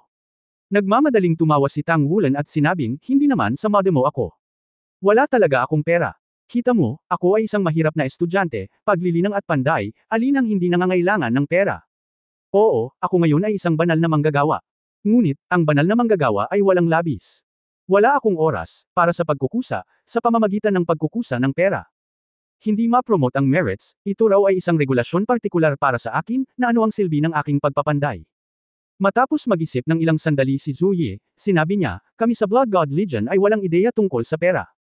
Gayunpaman, kahit na hindi ma-promote ang forging merits, dapat pa rin itong palitan ng pera. Pagkatapos, gaya ng karaniwan, tutulong ako. Maaari mong i-convert ang bahaging iyon ng iyong forging exploit sa federal currency, na malamang ay isang conversion rate ng 1 hanggang 100. Maaari mong kalkulahin ito ng mag-isa. 1 hanggang 100. Biglang nakaramdam ng kawalan si Tang Wulan. Masyadong mababa iyon, tama. Sa labas, ang Sage Craftsman ay gumagawa ng isang shot, at ito ay nagkakahalaga ng 8 milyon o 8 milyon. Kung gagawin ko ang gawain, ito ay nagkakahalaga ng 1 o 2,000 meritorious na serbisyo. Kung ito ay nasa antas ng Soul Forging, ako rin ang mag-uutos nito. 1 o 2,000 fits lamang, ilang milyong federal na barya lamang. Huwag mong hilahin pababa, maghanap ka ng paraan mag-isa. Ikan-away ni Shai ang kanyang kamay na parang langaw. Huwag. Hindi ko pa ba magagawa? Nakangiting sabi ni Tang Wulan. Okay lang na gumamit ng mga dagdag na merito para ipagpalit sa ilang federal na barya. Sa katunayan, hindi siya kapos sa pera. Sa relatibong pagsasalita, mas mainam na gumamit ng mga merito upang makipagpalitan ng ilang bihirang mapagkukunan. Nakita niya ang Quartermaster Department, at lahat ng uri ng mga bihirang metal ay kumpleto, at may ilang magagandang bagay na hindi mo makikita sa labas. Ang mga ito ay maaaring ipagpalit sa karapat-dapat na serbisyo. Kaya, sino ang makapagsasabi na walang silbi ang meritokrasya? Pagkabalik mula sa Blood God Camp, dumiretso si Tang Wulan sa kanyang forging studio. Hindi siya nagmamadali para sa Star Battle. Net Federation Challenge, at mayroon siyang 2 araw para lumahok. Divisional game lang, at least hindi dapat malaking problema ang mga unang round. Kung talagang nakilala mo ang isang Metamorphosis level powerhouse, walang paraan. Tiyak na lalabas siya at magsusumikap na maabot ang ranggo ng Major sa lalong madaling panahon. Ngunit kasabay nito, sunod-sunod din ang mga plano niya para sa kanyang sarili. Minsang sinabi sa kanya ni Makino na walang conflict sa pagitan ng battle armor at ng mecha. Ang mga nangungunang Armor Master ay magkakaroon din ng sarili nilang mga mecha, ngunit kakaunti ang mga kaso kung saan ang mga nangungunang Armor Master ay ang mga nangungunang Mecha Masters din. Noong una, maling direksyon ang pinili ni Makino. Inilaan niya ang lahat ng kanyang lakas sa mecha at sa wakas ay naging isang Diyos level na mecha. Gayunpaman, nang magsanay siya ng sandata sa labanan, hindi niya nakuha ang pinakamahusay na edad at nawala ang pag-aari ng 4 na karakter. Pagkakataon upang labanan ang baluti. Mas mabuti na ngayon ang sitwasyon ni Tang Wulan. Nasa early 20s pa lang siya at isa na siyang 2-character battle armor master. Bukod dito, hanggat ang kanyang cultivation base ay lumampas sa ika-6 na ring, maaari niyang subukang simulan ang kanyang sariling 3 karakter na labanan. Huwad na metal ang armor. Pagkatapos ng lahat, siya ay isa ng banal na manggagawa, na may ganoong background. Hanggat nag-iipon ka ng ilang taon, walang problema ang maging isang free character battle armor master. Tungkol naman sa mecha, dahil wala siyang sapat na oras at resources noon, hindi niya ito masyadong sineryoso. Nagpasya na siya ngayon na lumikha ng isang suit ng mecha partikular para sa kanyang sarili. Bukod dito, ito ay direktang kinakailangan upang maabot ang itim na antas. Kasabay nito, tulad ng isang sandata ng labanan, may posibilidad ng promosyon sa hinaharap. Nangangailangan ito ng maraming mapagkukunan. Ang metal ay isang aspeto, ang pagpapanday sa kanya ay maaaring gawin ang pinakamahusay. Kasabay nito, mayroon ding ilang mga pananaliksik sa Magic Circle, kabilang ang disenyo ng mecha.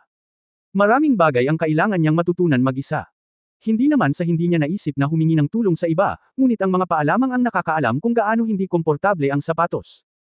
Ang disenyo ng mecha ay hindi kasing komplikado ng battle armor, dahil ang battle armor ay dapat isama sa katawan, at ang mecha ay malaki, ito ay mas madaling idisenyo, at ito ay madaling baguhin. Sa makatuwid, nagpasya si Tang Wulan na buuin ang sarili niyang battle armor.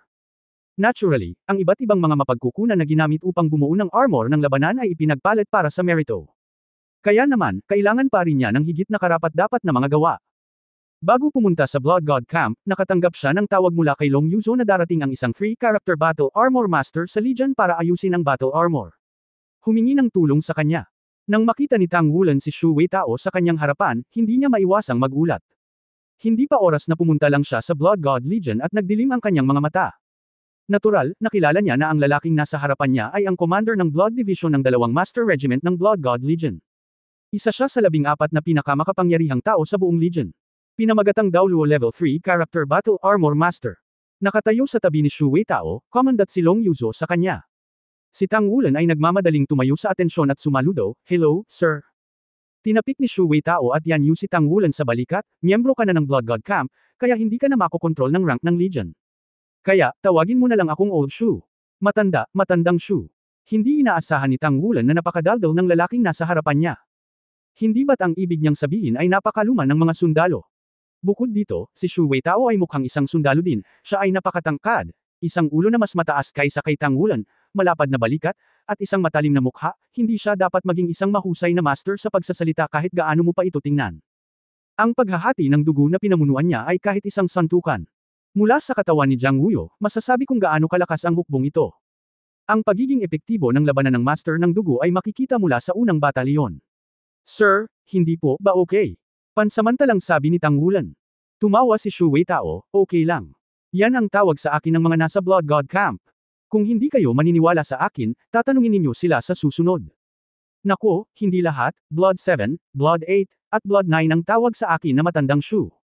Ang iba sa inyo ay tinatawag akong Xiao Shu." Si Tang Wulan ay hindi nakaimik, siya ay hindi miyembro lamang ng Blood God Camp, maaari ba siyang maging katulad ng iba? Sinabi ni Long Yuzo sa gilid, "Okay Wulan, huwag kang mag-alala tungkol sa titulo. Katulad ko, tawagan mo si Uncle Shu. Huwag mong buksan kaagad ang pinto at imbitahan kami." Wala rin siyang susi sa forging studio. Maaari lamang maghintay na buksan ni Tang Wulan ang pinto.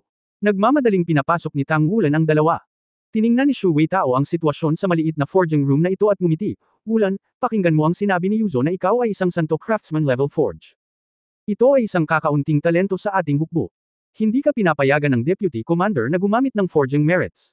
Ang pagtaas ng ranggo ay upang maiwasan din ang masamang pag-iisip sa mga opisyal at sundalo. Kung may pag-asa kang makakasama, kailangan mo yan. Hayaan mo kaming tulungan kang malutas ito." Humihingi pa rin ng paumanhin ang mga senior legionaries sa hindi pagpayag ni Tang Wulan na isulong ang kanyang mga ranggo sa pamamagitan ng naipon na merito ng forging.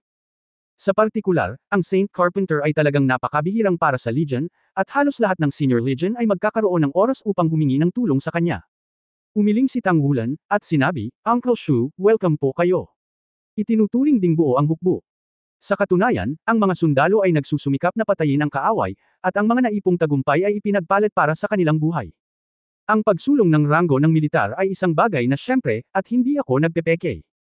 Ano ang problema? Mahinahon niyang sabi, pero paanong hindi siya madidismaya? Ang kanyang pagpapanday, ilang taon ng paglilinang ang dumating. 15 taon na mula noong ako ay 6 na taong gulang. Ito ang pinakabatang Saint Craftsman sa buong kontinente. Ngumiti si Shu Weitao at nagsabi, dahil alam mo na mayroon kang mga hinaing, sumali ka na sa Blood God Camp, problema pa rin ba ang pagsulong ng ranggo ng militar sa hinaharap? Sa mga tuntunin ng mga mapagkukunan, ang Legion ay maaaring sumandal sa iyo. Maaari kang gumawa ng ilang makatwirang mga kahilingan. Bahagyang ngumiti si Tang Wulan, kung gayon ay hindi ako welcome. Kailangan ko ng mas malaking studio, mas mainam na konektado sa isang bodega na maaaring mag-accommodate ng mga mecha. Ito ay magiging mas kapaki-pakinabang sa aking paggawa ng forging. Ang iba ay ayaw ko na. Si Shu Weitao ay natigilan saglit. Dumating siya ngayon hindi lamang para hilingin kay Tang Wulan na ayusin ang kanyang battle armor, ngunit higit sa lahat, para ipakita ang kanyang pabor. Sampelan ito, palaging bigyan ng matamis na jujube na makakain. Mayroon pa ring kontrobersya sa Departamento ng Militar hinggil sa pagbabawal kay Tang Wulan na gumamit ng pamemeki para isulong ang kanyang ranggo. Bagamat ipinanganak si Tang Wulan sa Shrek Academy at isa sa 7 Shrek Devils ng kontemporaryong panahon, hindi bababa sa Blood God Legion ay hindi kailangang mag-alala tungkol sa kung anong problema ang aidudulot niya. Formal din ang mga tagumpay na nakuha kapalit ng panday. Ngunit sa huli, napagpasyahan na huwag bawiin ang naunang desisyon. Tulad ng para sa isang sage craftsman, palaging kinakailangan upang manalo. Sa isang kahulugan, ang Blood God Camp ay hindi direkta sa ilalim ng Blood God Legion. Sa sandaling i-recruit ni Blood si Tang Wulan sa Blood God Camp bilang isang noon staff sa napakaikling panahon, maaaring may ilang hindi kasiyahan sa kanila. Ito ang mainstay ng buong Blood God Legion. Sa makatuwid, si Shu Weitao ay pumunta dito ngayon, at handa siyang bigyan si Tang Wulan ng kaunting pagkiling sa mga tuntunin ng mga mapagkukunan, ngunit sino ang nakakaalam, kailangan lang ni Tang Wulan ng ganoong pundasyon, at ito ay talagang isang napakamakatwirang kahilingan. Kahit na si Tang Wulan ay isang tagahanga sa pananalapi, siya rin ay napakatalino. Siyempre, maaari niyang samantalahin ang pagkakataon na humingi ng maraming mapagkukunan, ngunit hindi alam ng isa kung magkano ang ibibigay ng Legion, at ang isa pa, kung kukunin niya ang mga mapagkukunan ng Legion, ito ay walang kabuluhan. Pagkatapos, kung ang Legion ay magtatalaga sa kanya ng ilang gawaing pang-forging sa hinaharap, hindi siya maaaring tumanggi. Higit pa sa kanyang enerhiya ang ginagamit pa rin sa paglilinang, at kasabay nito ay kailangan niyang lumahok sa kompetisyon. Sa hinaharap, hindi siya maaaring palaging nasa Blood God Legion, kaya mas mabuting huwag ng utangin ang Legion pabor. Sa makatuwid, nag-isip si Tang Wulan ng napakalinaw at humiling lamang ng mga pinakapangunahing pangangailangan para sa kasalukuyan. Madali lang. Tutulungan kitang maghanap ng lugar. May ganoong lugar sa likod ng ating Legion Mecha Warehouse. Noong nakikitungo sa Beast Tide ilang araw na nakalipas, ang isa sa aking battle armors ay malubhang nasira. Maaaring kailanganin itong muling pekain. Maaari kang tumulong. Tingnan ko. Lumiwanag ang kanang balikat ni Shu Weitao, at ang kanyang kaliwang kamay ay humawak sa balikat, kumislap ang liwanag, at lumitaw ang isang maitim na silver armor sa balikat sa kanyang kamay. Natuklasan ni Tang Wulan dati na ang kanyang kanang balikat ay talagang hindi nababaluktot. Tila nasugatan siya habang nakikipaglaban sa nilalang sa kailaliman. Sa pagtingin sa shoulder armor, hindi napigilan ni Tang Wulan na huminga. Sa pangkalahatan, ang 3-character battle armor ay huwad mula sa soul-forged metal. Mula sa 2 character na battle armor hanggang sa 3 character na battle armor, iyon ay isang qualitative leap. At ang Santo Craftsman ay hindi bababasa, ang bilang ng 3 karakter na battle armor masters ay higit sa 10 beses na mas mababa kaysa sa 2 character na battle armor masters. Ang soul forging metal ay mayroon ng sariling karunungan at buhay, at kayang ayusin ang sarili nito sa malaking lawak. Kaya't ang mga ordinaryong sugat ay wala sa kaluluwa na nagpapanday ng metal, ngunit ang pinsala sa baluti sa balikat na ito sa harap niya ay napakakaiba. Mayroon lamang isang peklat sa katawan ng armor sa balikat na ito, ngunit direktang pinutol nito ang baluti sa balikat mula dito. Ang mas nakakatakot ay na mula sa bali, mayroong maraming mahinang balanse ng spring energy na patuloy na nakakasira sa shoulder armor, na pumipigil sa metal sa pag-aayos ng sarili nito. Ang enerhiya ng mga manipis na hairsprings na ito ay mukhang isang strip ng gray-white na maliliit na insekto, siksikan, at nakakagulat. Mabuting tao, anong uri ng pagkasira ang ganitong uri ng kapangyarihan? Sa mga abyssal na nilalang, ang malakas ay parang gubat. Habang si Tang Wulan ay nabigla, iniisip din niya kung paano ayusin ang shoulder armor na ito. Ang sandata ng labanan mismo ay hindi maaaring ayusin, at hindi rin ito mababawi ang sarili sa pamamagitan ng kapangyarihan ng espiritu. Nangangahulugan ito na ang battle armor na ito ay maaaring matanggal. Bilang isang panday, hindi siya isang tagagawa ng sandata ng labanan. Kung gusto niyang ayusin sa halip na gawing muli ang battle armor na ito, may isang paraan lang, at iyon ay, hayaan ang battle armor repair na lampasan ang mapanirang kakayahan ng alien energies na iyon. Sa ganitong paraan lamang maaayos ang sandata ng labanan. Matapos mag-isip ng ilang sandali, biglang lumiwanag ang mga mata ni Tang Wulan, at naisip niya ito. Kinuha niya ang battle armor at naglakad patungo sa kanyang forging table, inilagay ang battle armor dito, hindi inalis ang forging martilyo, ngunit pinunasan ito sa gitna ng kanyang mga kilay, at pinakawalan ang kanyang Golden Dragon Spear. Nang makita ang Golden Dragon Spear, hindi napigilan ni Shu Weitao na lumiwanag ang kanyang mga mata, magandang sandata. Nakita niya si Tang Wulan na gumamit ng Golden Dragon Spear sa video, ngunit kung ikukumpara sa oras na iyon, ang kanyang sibat ay tila iba na naman. Ang panloob na matalas na enerhiya, na tinitingnan lamang ito ng mga mata, ay tila may pakiramdam ng paghahati sa kanyang puso. Ngumiti si Tang Wulan sa kanya, idiniin ang dulo ng sibat, at itinutok ito sa armor sa balikat. Isang kakaibang eksena ang biglang lumitaw, ang gintong halo sa gintong sibat ng dragon ay kumikislap, at ang malasutlang alien na enerhiya sa armor ng balikat ay biglang nanginig, at pagkatapos, tulad ng isang dagat ng mga ilog, ay bumuhos sa gintong sibat ng dragon at nawala. Nanginig ang katawan ni Tang Wulan. Mula sa gininto ang Dragon Spear, isang malakas na enerhiya ang biglang pumasok sa kanyang katawan, na nagpasigla sa kanya, at ang core ng dragon ay biglang lumiwanag. Ito ay, tila kakaunti lang ang enerhiya, at napakayaman nito. Ito ay halos kasing hinihigop ng pagpatay sa isang bomb. Ngumiti si Tang Wulan, na may kontentong ngiti sa kanyang mukha. Nawala ang patuloy na pagkasira ng alien energy na iyon, isang malabong puting halo ang biglang lumiwanag sa armor ng balikat, at ang orihinal na sirang puwang ay nagsimulang dahan-dahan ngunit unti-unting gumaling. Kinuha muli ni Tang Wulan ang shoulder armor at lumapit kay Shu Weitao, Uncle Shu, ayos lang. Nasaksihan ni Shu Weitao ang buong proseso. Sa oras na ito, puno ng pagkabigla ang kanyang mukha, paano mo ito nagawa? Hindi ito forging. Ito ang ika-101 palapag ng Abyss Plane, ang kapangyarihan ng 100-foot Demon King, napakadali para sa iyo na lutisin ito. Ang kanyang kapangyarihan ay tumagos sa aking katawan noon, at kailangan ng maraming pagsisikap bago ako gumaling sa aking pinsala. Alam ko na kanina. Hindi ba't mas maganda kung hilingin mong ayusin ito para sa akin? Mapait na ngumiti si Tang Wulan at sinabing, hindi ko magagamot ang pinsala. Walang paraan para sa katawan ng buhay. Ang metal lang ang magagawa. Kung ang sibat ng gintong dragon ay natusok sa taong ito, ang sigla ng taong ito ay agad na magsisimulang mahugot, at ang pinsala ay malamang na mas malaki kaysa doon. Ang kapangyarihan ng 100-legged Demon King ay mas nakakatakot. Tumango si Shu Weitao, na may kakaibang tingin sa kanyang mga mata. Kung gaano niya naiintindihan ang binata sa kanyang harapan, mas lalo siyang gumaganda. Hindi nakakagulat na ang Blood God Camp ay mabilis na nagsimula. Kung alam ko, dapat ay nagsimula na ako ng maaga, at hindi dapat bigyan ng pagkakataon ng Blood God Camp. Pinaplano kong gawing muli itong shoulder armor. Ang isang piraso ng soul-forged na metal para gawin ang shoulder armor ay nagkakahalaga ng 20,000 fits. Ibibigay ko sa iyo ang numerong ito. Napakadaling sinabi ni Shu Weitao. Nagmamadaling sinabi ni Tang Wulan, Uncle Shu, hindi na kailangan. Kita mo, wala akong masyadong pagsisikap. Gawin natin ito. Hindi na kailangang gumawa ng anumang merito na serbisyo. Mataimtim na sinabi ni Shu Weitao, kung gayon, kung paano ito gagawin, isang yarda ay isang yarda, kung ano ang dapat ibigay ay ibibigay pa rin. Magagawa mo ito ng walang anumang pagsisikap, iyon ang iyong kakayahan.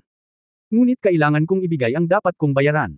Kung hindi, hindi ba ito nagsasamantala sa iyo? Okay, huwag maging magalang sa akin.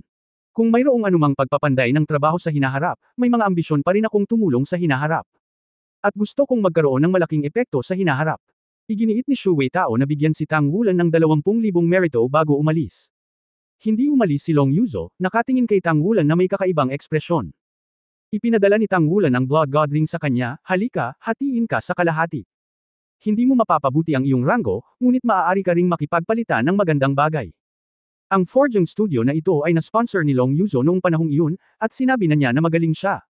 Kalahati, ngunit hindi napagtanto ni Long Yuzo kung gaano kalaki ang nakuha niya hanggang sa nakita niya talaga si Tang Wulan na nagpapanday. Huwag mong ibigay sa akin. Ito ang lahat ng iyong kakayahan. Ako. Nag-alinlangan si Long Yuzo at tumigil. Nakangiting sinabi ni Tang Wulan, ang sinabi ni Uncle Shu kanina, isang yarda ay isang yarda, at kung ano ang dapat ibigay ay ibibigay pa rin. Kung wala ang tulong mo, hindi ako magkakaroon ng kakayahang maglabas ng ganoong forging studio. Kaya, huwag kang maging magalang sa akin. Halika, ginang boss. Hatiin ang pera, hatiin ang pera. Hindi napigilan ni Long Yuzo na mamula nang tawagin niya ang mga salitang, boss lady, ngunit hindi siya napigilan na maglipat ng pera sa kanyang sarili. Sabihin mo sa akin kapag kailangan mo ng merito sa hinaharap. Well, malaking pagbabago. Nga pala, sumali ka ba sa Star Battle? Net Federation Challenge. Tumango si Long Yuzo, nag-sign up ako. Hanggat ang antas ng cultivation ng Legion ay lumampas sa 5th ring at nakakatugon sa mga kinakailangan, karamihan sa mga tao ay dapat mag-sign up. Sa palagay ko ang pinakamahalagang bagay sa Western Division ay tingnan ang ating Legion. Naglalaban ang mga tao. Walang gaanong lungsod sa buong Western Division. Mapait na ngumiti si Tang Wulan at nagsabi, mukhang sa ating Western Division, hindi talaga magandang bagay. Hindi ba? Ang Blood God Legion ay mayroong 20,000 katao, at kung ang cultivation base ay lumampas sa ikalimang singsing at nakakatugon sa mga kinakailangan, malamang na mayroong higit sa 1,000 tao. Napakaraming kakumpetensya, at ang mga master ay parang mga ulap. Napakalakas na ng cultivation base ni Jiang Wuyo. Kung hindi siya pinipigilan ni Tang Wulan sa pamamagitan ng kanyang dugo, hindi magiging madali na talunin siya. Isa lang siyang tenyente koronel. Ang cultivation base ay nasa itaas niya, at hindi siya isang free character battle armor master, tiyak na marami sa Legion. Kung gusto mong tumayo mula sa panig ng Legion, hindi mo ito magagawa ng gusto kung hindi ka magsisikap. Higit pa rito, hindi ang Soul Master Battle ang nagpapahina kay Tang Wulan. Medyo sigurado siya sa Soul Master Battle, pagkatapos ng lahat, mayroon na siyang core ng dragon. Ngunit ano ang tungkol sa mech warfare? Hindi ganoon kadaling pakitunguhan. Ang mga mecha division ng Blood God Legion ay tunay na nakikipaglaban sa larangan ng digmaan laban sa mga nilalang ng kalaliman. Sa mga tuntunin ng aktwal na kakayahan sa labanan, tiyak na pangalawa ito sa buong hukbong federal. Ito ay hindi nangangahulugang isang madaling gawain upang tumayo sa tulad ng isang mecha hukbo. Medyo kahanga-hanga ang mecha division na nakilala niya sa battle room noon.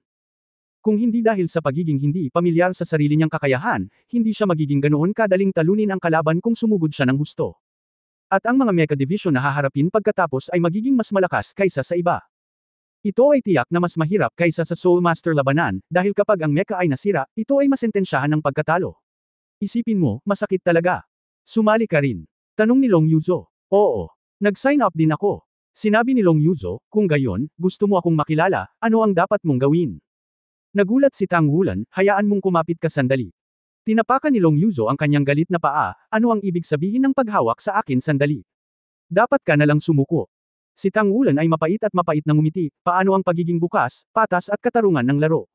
Sinabi ni Long Yuzo, hindi. Ano ang iyong palayaw? Sabihin mo sa akin. Malungkot na umiling si Tang Wulan, huwag mong sabihin sa akin. Sinabi ni Long Yuzo, sabihin mo.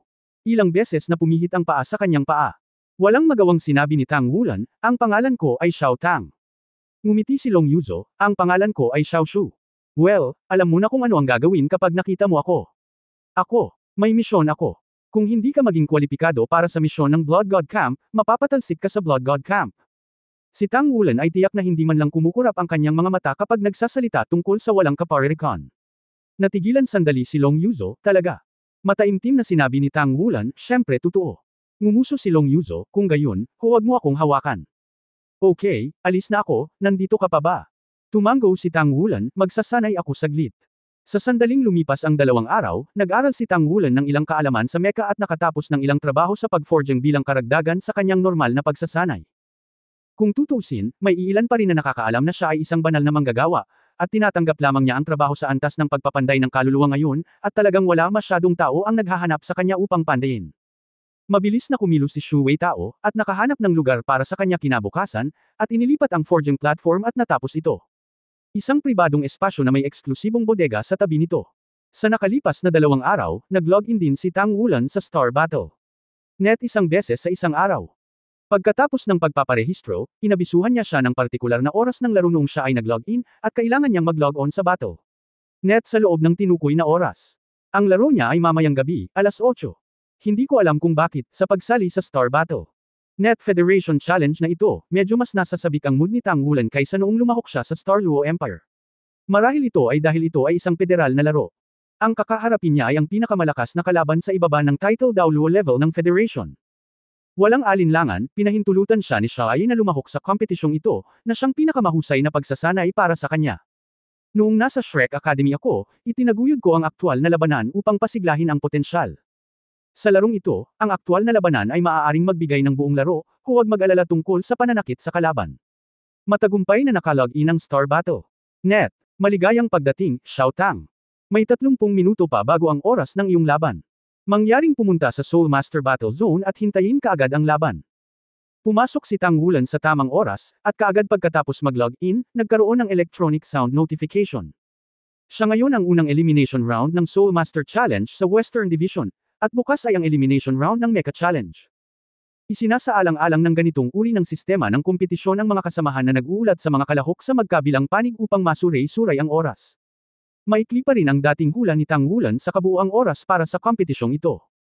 Ayon sa kasalukuyang timetable, tapos na ang kompetisyon, natatakot ako na aabutin ito ng 3 buwan. Naisip na ito ni Tang Wulan. Kung makakarating siya sa huling yugto, ito ay tulad ng paghingi ng pahinga sa unang araw ng dugo at pagpunta kay Guyana. Nagsimula na ang laro ng tanghali. Sa paligid ng Western Conference Stadium, ang mga taong may puting maskara sa kanilang mga mukha, mga pangalan at ang bilang ng mga panalo at pagkatalo sa kanilang mga ulo ay makikitang dumaraan sa lahat ng dako. Si Tang Wulan ay mayroon na ngayong 5 panalo at walang talo. Hindi siya sumali sa masyadong maraming mga kompetisyon. Sa mga tuntunin ng aktwal na labanan, tiyak na mayroon siyang maraming karanasan, kaya natural na ayaw niyang gumastos ng mas maraming pera. Ang countdown sa laro, 1 minuto.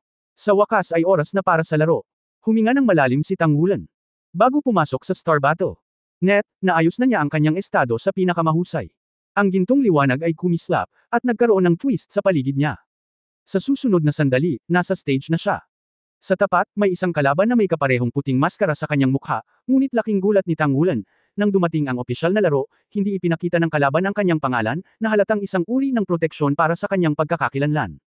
Isang ngiti ang lumitaw sa gilid ng kanyang bibig. Walang masabi si Long Yuzo. Magkita man sila sa entablado, hindi nila malalaman na sila pala ang isa't isa. 3, 2, 1, magsimula. Sa parehong oras na nasisiyahan si Tang Wulan sa kumpidensyal na gawain ng Star Battle. Natapos na ang electronic sound countdown at inihayag din niya ang opisyal na pagsisimula ng kanyang unang Star Battle. Net Federation Challenge. Ang electronic sound ay halos katatapos lang, 4 na bilog ng spirit ring ang bumangon sa paanan ng magkasalungat na Spirit Master, 2 dilaw at 2 purple. Habang ang kanyang kanang kamay ay nakaturo sa hangin, biglang may pulang ilaw sa kalangitan, at pagkatapos ay lumitaw ang langit isang grupo ng mga makakapal na ball ang apoy na kasing laki ng kamao ang lumitaw, at sila ay lumipad diretso sa gilid ni Tang Wulan. 4 na ring Soul Sect. Hindi napigilan ni Tang Wulan ang pagtawa. Sa wakas ay bumuti na ba ang kanyang swerte laban sa langit. Ang asol na pilak na damo ay dumagsa, na parang hindi niya nakita ang mga ball ang apoy na nahuhulog mula sa langit, nakatayo, ang asol na pilak na emperador ay kumakalat na sa isa't isa na parang isang higanteng sawa. Malayo. 1 dosenang asol na pilak na Emperor Vines ang bumangon sa kalangitan, na nabasag ang malaking bahagi ng makakapal na mga ball ang apoy, na ginawa itong nagniningas na mga ilaw at sumasabog sa hangin. Pagkatapos sila ay parang 12 dosenang malalaking galami, na humahanggos patungo sa Soul Master na galit na galit. Ito ay ang 4 na singsing na sekta ng kaluluwa ay halatang natigilan, natatakpan ng maskara, at ang kanyang ekspresyon ay hindi makita, ngunit siya ay medyo natarante sa kanyang martial spirit control, na may fire attribute spirit power na umaapaw, at sa pagmamadali, nag-apoy siya ng isa pang spirit ring at pinakawalan ito. Isang malaking bowl ang apoy ang bumasag patungo kay Tang Wulan. Kung magbabago ka sa isang ordinaryong martial arts spirit na nakabatay sa halaman, kaharap ang isang fire attribute spirit master, tiyak na dehado ka sa mga katangian. Hokemo, ito ay normal para sa mga halaman na magdusa pagkalugi sa ilalim ng apoy. Ngunit ang Blue Silver Emperor ni Tang Wulan ay hindi ordinaryong martial soul, ito ang emperador sa mga halaman, at nasa ilalim ng impluensya ng dugo ng Golden Dragon King ni Tang Wulan. Ang mga asul at pilak na emperador ay nagkukumpulan na parang mga dragon. Ang malaking bowl ang apoy ay direktang tinusok ng isang asul na pilak na emperador, na walang iniwang mga marka ng pagkapaso. Nakita pa ng Fire Attribute Soul Sect na ang malaking baging na ito ay naliliwanagan ng liwanag ng kanyang bowl ang apoy, at mukhang malalim ito. Tulad ng asul na kristal, may gintong ugat na parang buto sa gitna ng kristal. Ano ito? Ang Fourth Ring Soul Sect ay malapit ng umiyak. Bagamat alam niyang imposible para sa kanya na makakuha ng magandang ranggo sa ganitong uri ng kompetisyon na may sariling cultivation base, tiyak na ayaw niyang mag-round trip. Gayunpaman, ang mga mithiin ay maganda, ngunit ang katotohanan ay malupit. Nang ang mga baging ay buhol-buhol at mabaliw na tanggeyan ang kanyang katawan, na naging sanhi ng kanyang mga kakayahan sa espiritong katangian ng apoy na masira ng paisa-isa, wala siyang ibang paraan. Ang katawan ay itinaas ng mataas, at pagkatapos ay hinampas ng malakas sa lupa. Tapos na ang laro, qualify. Ang electronic sound na narinig ni Tang Wulan ay napakasimple. Ang labanang ito ay napakadali para sa kanya, ito ay isang pagdurog na tagumpay. Mula sa umpisa hanggang sa huli, ilang hakbang na lang siya pasulong. Dahil ang iba't ibang kakayahan na dala ng kapangyarihan ng dugo ng Golden Dragon King ay napakadaling gamitin, ngayon ay unti-unti nang ginagamit ni Tang Wulan ang kanyang martial arts kapag siya ay nakikipaglaban. Ngunit noong ginagamit niya ang Blue Silver Emperor para sa malayuang pagkakasalubong ngayon, natuklasan niya na ang Blue Silver Emperor ay medyo naiiba sa dati. Sa ibabaw ng bawat asul na pilak na emperador, mayroong dagdag na layer ng mga linyang parang grid. Ang mga linyang ito ay parang mga lumabas sa kanya noon. Masasabi bang ang kanyang Blue Silver Emperor ay maaari pang magpatubo ng kaliskis? Pagkatapos ng lahat, ang kalaban ay mayroon ding 4-ring cultivation base, ngunit ang spirit ability ng kalaban ay hindi maaaring magkaroon ng anumang epekto sa Blue Silver Emperor. Nagamit din niya ang Blue Silver Emperor noong nakikipaglaban siya sa mga nilalang sa kailaliman at nakaharap sa Abyss Powerhouse ilang araw na ang nakalipas, ngunit ang sitwasyon noong panahong iyon ay halatang hindi masyadong maganda. Lumilitaw ngayon na hindi ang Blue Silver Emperor ay hindi sapat na malakas, ngunit ang kalaban ay masyadong malakas. Kaya naman nabigo ang Blue Silver Emperor na ipakita ang kapangyarihan nito. Pagkatapos ng labanan ngayon, ang Blue Silver Emperor ay nagbigay kay Tang Wulan ng malaking sorpresa, sa kasalukuyang lakas ng Blue Silver Emperor. Hindi na mababa sa maraming santukan ng mga sandata na ginagabayan ng kaluluwa. Ito ay hindi lamang kapaki-pakinabang sa mga Soul Master Battle, kundi pati na rin sa Mecha Battle. Maari ko bang itanong, madali ba para sa mga ordinaryong mecha na makawala sa pagkakasalubong ng Blue Silver Emperor? Ang sagot ay syempre hindi. Walang kamalay-malay nang umiti si Tang Wulan sa gilid ng kanyang bibig. Isang panalo. Nang siya ay lumabas sa entablado ng kompetisyon, ang pangalan sa ibabaw ng ulo ni Tang Wulan ay bahagyang nagbago. Ang mga salitang Xiao Tang ay naging malabong gininto ang kulay, at ang orihinal na panalo-talo na laro pagkatapos ay nawala, ngunit isang gintong pataas na arrow ang idinagdag. Ito ay malinaw na nangangahulugan na siya ay kwalipikado para sa laro ngayon. Sa pagbabalik tanaw sa kanyang sariling damdamin tungkol sa Blue Silver Emperor, nadama ni Tang Wulan na ang kompetisyong ito ay higit na makabuluhan para sa kanya. Sa nakalipas na 2 taon, ang kanyang cultivation level ay masyadong mabilis na napabuti, lalo na kapag ang kapangyarihan ng dugo ay dumaan sa Dragon Valley. Matapos ang mga taon ng pag-ulan, nagkaroon ng mga pagbabagong nakakapanghina ng lupa kumpara sa dati, ngunit sa katunayan, hindi pa niya nagawang isama ang kanyang natutunan sa pamamagitan ng aktwal na pakikipaglaban, na siyang pinakamahusay na paraan upang mapabuti ang kanyang sarili. Ang pagsasanib at koordinasyon ng kapangyarihan ng martial arts at bloodline ay lahat ng mahahalagang paraan para mapabuti niya ang kanyang sarili.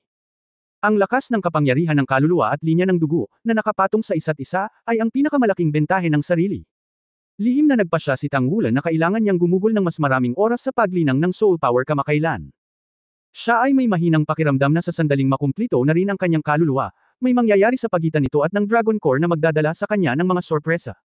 Ang pagbabago. Sa oras na iyon, lubos siyang nagtitiwala na masira ang ika-10 selyo. Napakagaling. Nang si Tang Wulan ay puno ng pag-iisip, isang pamilyar na boses ang biglang tumunog sa kanyang isipan. Biglang dumating ang tunog at natakot siya, ngunit hindi nagtagal, napuno siya ng mga sorpresa. Matandang Tang. Matagal nang natutulog si Old Tang, at matagal na rin mula nang mabigyan ng anumang payo si Tang Wulan. Pero hindi ko inaasahan na majay gising ako bigla sa ganitong oras. Tama ang iyong paghuhusga. Kung makumplito mo ang core ng kaluluwa, ang 2 core ng enerhiya ay tutugon sa isa't isa, at tiyak na magaganap ang ilang mga kemikal na reaksyon, at ito ay dapat na benign. Ang iyong kalagayan ay higit na mas mabuti kaysa sa inaakala ko. Tila ikaw ay dapat na isang malaking pakinabang sa oras na ako ay natutulog. Talagang pinalapot ko ang core ng dugo, na napakahusay, napakahusay. Bago ang core ng kaluluwa sa wakas ay hindi ko kinuha ang core ng dugo. Bakas na nagawa mong baguhin ang lahat ng diwa ng Golden Dragon King sa iyong sarili. Ang boses ni Old Tang ay napuno ng kaluwagan, si Tang Wulan ay pumikit ng hindi namamaliin, at ang kanyang kamalayan ay mabilis na nahuhulog sa parehong bulwagan ng Old Tang. Nakatayo si Old Tang na nasa likod ang kanyang mga kamay, na may malabong ngiti sa kanyang mukha, mukhang mas bata siya ng kaunti. Matandang Tang, bakit ang tagal mong tulog? Kaina-hinalang tanong ni Tang Wulan. Bahagyang ngumiti si Old Tang at marahang umiling, nararamdaman ko na ang tawag mula sa malayo, kaya ginamit ko ang lahat ng natitirang kapangyarihan para maramdaman. At ang iyong pag-unlad ay napakakinis, kaya hindi ko na kailangan pang magpakita. Ngayon sa wakas ay may kapangyarihan ka ng protektahan ang iyong sarili. At sa susunod, ang kailangan mong gawin ay upang mas maunawaan kung ano ang mayroon ka. Upang may sama ito. Lalo na ang kakaibang kapangyarihan ng dugo na mayroon ka, kung ito ay mayroon ka. Asensya ng 18 layer ng seal ng Golden Dragon King, kung gayon, sa isang kahulugan, ikaw ang bagong Golden Dragon King, kahit nakasama niya. Ang bagong Golden Dragon King. Napatingin si Tang Wulan kay Old Tang na may pagtataka. Ito ang unang pagkakataon na narinig niyang sinabi ito ni Old Tang. Tumawa si Old Tang at sinabing, oo. Ito ang bagong Golden Dragon King. Ang diwa ng Golden Dragon King ay nasa iyong katawan. Maaaring kitilin nito ang iyong buhay anumang oras, ngunit kung ito ay ganap na natutunaw at hinihigop mo, walang alinlangan na hahayaan ka nito. Nasa lahat ng kapangyarihan nito. Gayunpaman, dapat kong ipaalala sa iyo na kahit na nasa iyo ang core ng dragon, hindi ito ganap na ligtas na ang Golden Seal ng Dragon Layer. King. Ang unang siyam na layer, mas para lang sa iyo ang mag-adapt. Huwag mong isipin na kung mayroon kang core ng dragon, maaari kang umupo at mag-relax. Sa iyong kasalukuyang pisikal na lakas, medyo nag-aatubili pa rin na dalhin ang ika-10 selyo. Kung maaari mong paikliin ang core ng kaluluwa, ito ay halos pareho. Lalong nagulat si Tang Wulan. Noong una ay naisip niya na ang kanyang pisikal na lakas ay tumaas ng gusto kaya madaling masira ang ika-10 selyo, ngunit mula sa mga salita ni Old Tang, gusto niyang masira ang ika-10 selyo. Ang pagbubuklod ay hindi ganoon kadali. Bakit Old Tang? Nararamdaman ko na ang lakas ng katawan ko ay napakataas, lalo na sa pagkakaroon ng mga core ng dragon. Kung ilalabas ang Golden Dragon King Purification, hindi ko ba ito direktang maa-absorb ng mga core ng dragon? Umiling si Old Tang at sinabi sa malalim na boses, hindi ito kasing dali ng iniisip mo. Ang dahilan kung bakit ako gumising sa oras na ito ay para ipaalala sa iyo na huwag maging bulag na optimistiko. Ang huling siyam na layer na Golden Dragon King na selyo ay hindi lamang nakakatakot. Enerhiya, at higit sa lahat, nagtataglay din ito ng ilan sa mga orihinal na ideya ng Golden Dragon King. Walang nakakaalam kung ano ang katangian ng mga ideyang ito na puno ng Golden Dragon King. Ay makakaapekto sa iyong mga ideya, kung gayon, ang kailangan mong matuno ay hindi lamang ang enerhiya ng Golden Dragon King, ngunit panatilihin din ang iyong isip. Huminga ng malalim si Tang Wulan. Kahit na noon pa man ay alam na niya na ang selyo ng Golden Dragon King ay mapanganib, hindi niya inaasahan na ang huling siyam na selyo ay magiging napakapanganib. Old Tang, ano ang dapat kong gawin? Kung mayroong ideya ng Golden Dragon King, hindi ba ito magkakaroon ng epekto sa aking espiritual na kapangyarihan at sa dagat ng kaluluwa? Paanong ang gayong kakila-kilabot na enerhiya? Inilagay ni Old Tang ang kanyang mga kamay sa kanyang likuran, at sinabi sa malalim na boses, kailangan mong malaman na kahit sa kaharian ng mga Diyos, ang Golden Dragon King ay ang pinakamataas na antas ng isang Diyos. Naantig ang puso ni Tang Wulan, ang Golden Dragon King ay bahagi ng Dragon God, totoo ba ito? Binigyan siya ni Old Tang ng nagulat na tingin, alam mo na. Sa pagtingin sa kanyang ekspresyon, alam ni Tang Wulan na ito ay totoo. Matandang Tang, hindi mo rin ba alam? Ano ang paninirang puri sa unang antas? Sinabi ni Old Tang, sa God Realm, sa pangkalahatan, ang lahat ng mga Diyos ay pantay-pantay, ngunit sa katunayan, may mga antas, na higit sa lahat ay nasa antas ng lakas. Ang mga may pinakamababang cultivation base ay tinatawag na mga pari. Pagkatapos ay umakyat. Ito ay ang ikatlong antas ng paninirang puri sa Diyos, pagkatapos ay ang pangalawang antas ng paninirang puri sa Diyos, at ang unang antas ng paninirang puri ng Diyos. Ang pinakamataas na antas ay tinatawag ding mga Diyos na King at ang King ng Diyos. Ang mga naunang Diyos ay ito ang aking sinabi. Para sa mga hayop, ang sitwasyon ay magkatulad. Ngunit mayroon lamang isang hari ng mga hayop, iyon ay, ang Dragon God. Sa mga tuntunin ng individual na kapangyarihang panlaban, ang Dragon God ay nahihigitan pa nga ang alinman sa 5 tao na hari. Kaya lang, dahil siya ay nag-iisa, hindi niya kayang madaig ang mga tao. Ang Dragon God ay nahulog sa pakikipaglaban sa Diyos ng tao na hari, at ito ay maaaring sinabi na ang dragon ay ang haring ginto, at ito ay nahati sa dragon mismo. Katumbas ng Diyos na hari ng tao, ito ay dapat na nasa itaas ng mga unang antas ng mga Diyos, kaya isipin mo ito, sa huling siyam na layer ng mga selyo sa iyong katawan, ang nakakatakot na enerhiya ay natatakpan. Sinabi mo na ang God Realm noon. Narinig ko ang mga tao na nagsabi na walang nakakapag-cultivate sa isang Diyos sa Dauluo continent sa loob ng maraming taon. Wala na ba ang God Realm? May bakas ng pagkalito sa mga mata ni Old Tang, at bamantong hininga siya, hindi, umiiral pa rin ang God Realm, ngunit hindi na ito makakaugnayan dito. Ngunit kung isang araw, mabubuksan mo talaga ang lahat ng mga selyo ng Golden Dragon King at ganap na maalis ang enerhiya na nasa loob nito.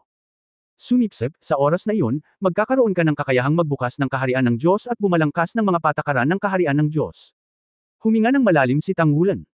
Sa tansya niya, sapat na ang taas ng Golden Dragon King seal sa kanyang katawan, ngunit gaano man kataas ang tansya niya, naisip na lang niya na kapag na-absorb niya ang lahat ng enerhiya, dapat niyang maabot ang limitasyon. Yung level lang. Sa hindi inaasahang pagkakataon, pagdating niya sa Old Tang, direkta siyang magiging Diyos na hari. Ito ay sadyang baliw. Si Tang Wulan ay hindi na ang bata na ngayon lang naramdaman ang selyo ng Golden Dragon King at walang naintindihan. Sa likod ng kakayahang maabot ang antas ng Diyos na hari sa hinaharap ay walang kapantay na panganib. Kung gusto niyang makuha ang lahat ng enerhiyang ito, kahit na sa kanyang kasalukuyang sitwasyon, ang posibilidad ay malapit sa zero. Napalunok si Tang Wulan, tumingin kay Old Tang, ngumiti ng mapait, hindi ba ako malayo sa kamatayan? Natahimik si Old Tang, hindi ko alam. Nagdilim ang mga mata ni Tang Wulan, matandang Tang, maaari mo ba akong tulungang tansyahin ng tumpak, batay sa aking kasalukuyang pisikal na kondisyon, gaano katagal ako makakapit, at ilang mga seal ang maaari kong masira.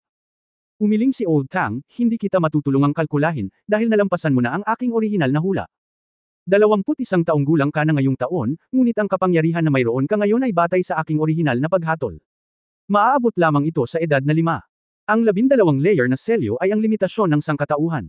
Mahigit sa 12 layer, isang antas at isang antas ng Diyos. Mula sa pananaw ng mga taon na iyon, maaari lamang akong maabot sa loob ng mga taon. Maaaring kailanganin mong hawakan ang ika-12 selyo, 15 taon, ang ika-13 selyo ay hindi maiiwasang mabuksan sa oras na iyon, kailangan mong harapin hindi lamang ang iyong mga pisikal na problema, kundi pati na rin ang kaayusan ng mundo. Natigilan si Tang Wulan, ang kapangyarihan ng kaayusan. Ano iyon? Sinabi ni Old Tang, may isang di nakikitang kaayusan sa anumang mundo. Ang mga Diyos ay may pagkakasunod-sunod ng mga Diyos, at ang pagkakasunod-sunod ng mga tao ay ang pagkakasunod-sunod din ng mga tao. Ang pagkakasunod-sunod ng mga tao ay ang antas ng mga Diyos ay hindi maaaring umiral dito. Ang mga tao ay dapat na nabuo sa loob ng maraming taon. Pagkatapos ng hindi mabilang na limitasyon ng Daoluo, bakit hindi nila malagpasan ang kanilang mga limitasyon at ito ay hindi sapat sa antas ng Diyos? Wala kang posisyon ng mga Diyos para tumugon sa kanila, sila ay aapihin ng kapangyarihan ng kaayusan. At kailangan mong harapin ang parehong problema. Imposibleng tanggapin ka ng mga Diyos. Sa makatuwid, kapag nasira ang ika-13 selyo, hindi mo lamang titiisin ang epekto ng malaking enerhiya, kundi pati na rin ang buong labanan. Ang pang-aapi sa kaayusan ng mundo ng Luo Continent. Hindi nagpatuloy si Old Tang, ngunit nag-isip si Tang Wulan at alam kung anong kahabag-habag ang kanyang magiging sitwasyon kung nangyari ito. Isang mapait na ngiti ang lumitaw sa kanyang mukha, at napabuntong hininga siya, mukhang wala ng iba pang posibilidad. 15 taon lang ako. Bagamat ang bloodline ng Golden Dragon King ay nagbigay sa kanya ng sapat na lakas, pinagkaaitan din siya nito ng pagkakataon ng buhay sa hinaharap. Malumanay na tumanggo si Old Tang, gayunpaman, ito ay hindi ganap na imposible. Kung maaari mong lampasan ang hakbang na iyon, kung gayon ang hinaharap ay maaaring maging isang mas maliwanag na kinabukasan. Hanggat maaari mong maabot ang antas ng mga Diyos, maaari mong likhain ang kaharian ng mga Diyos. Sa kabila ng tagumpay ang posibilidad ay napakaliit, ngunit ang aking pag-iral ay upang tulungan kang malampasan ang antas na iyon. Tumingin si Tang Wulan kay Old Tang at biglang sinabi, huwag mong sabihin sa akin kung gaano karaming pagkakataon ang mayroon ako. Nagulat si Old Tang, at pagkaraan ng ilang sandali, lumitaw ang unang ngiti sa kanyang mukha pagkatapos ng pulong na ito. Malakas ka. Tumawa din si Tang Wulan, oo. Hindi ko alam ang pinakamasamang resulta, mas lalakas ang loob ko. Kahit anong mangyari, gagawin ko ang lahat para lumaban, kahit hindi ako makalusot, paano? At least hindi sa sarili ko. Nanghihinayang. Old Tang, gusto kitang guluhin, at tulungan mo akong husgahan kung kailan ang pinakamagandang oras para masira ko ang susunod na ika-10 selyo hanggat maaari. Sinabi ni Old Tang nang walang pag-aalinlangan, in advance. Nagulat si Tang Wulan, hindi mo sinabi yun sa siyam na seal sa harap. Sinabi ni Old Tang, iba ito. Ang unang siyam na seal ay natatakot ako na bumagsak ang iyong katawan. At ngayon, dahil ang lakas ng iyong katawan ay lumampas sa aking orihinal na hula, kung gayon kailangan kong simulan ang pagsipsip ng kapangyarihan ng kasunod na mga selyo sa lalong madaling panahon, dahil sa likod sa isang kahulugan, ang siyam na mga selyo ay iisa, o ang enerhiya ng Golden Dragon King ay iisa. Kung ikaw ay sumisipsip ng isang bahagi nito, ang presyon sa kabuuan nito ay mababawasan, ang presyon sa kabuuan nito ay mababawasan, ang presyon sa kabuuan nito ay mababawasan, ang presyon sa kabuuan nito ay mababawasan, at ang presyon sa kabuuan nito ay mababawasan, at ang presyon sa kabuuan nito ay mababawasan, at ang presyon sa kabuuan nito ay mababawasan, ang presyon sa kabuuan nito ay mababawasan, ang presyon sa kabuuan nito ay mababawasan, ang presyon sa kabuuan nito ay mapapahaba sa hinaharap. For more videos, please like, share and subscribe. For more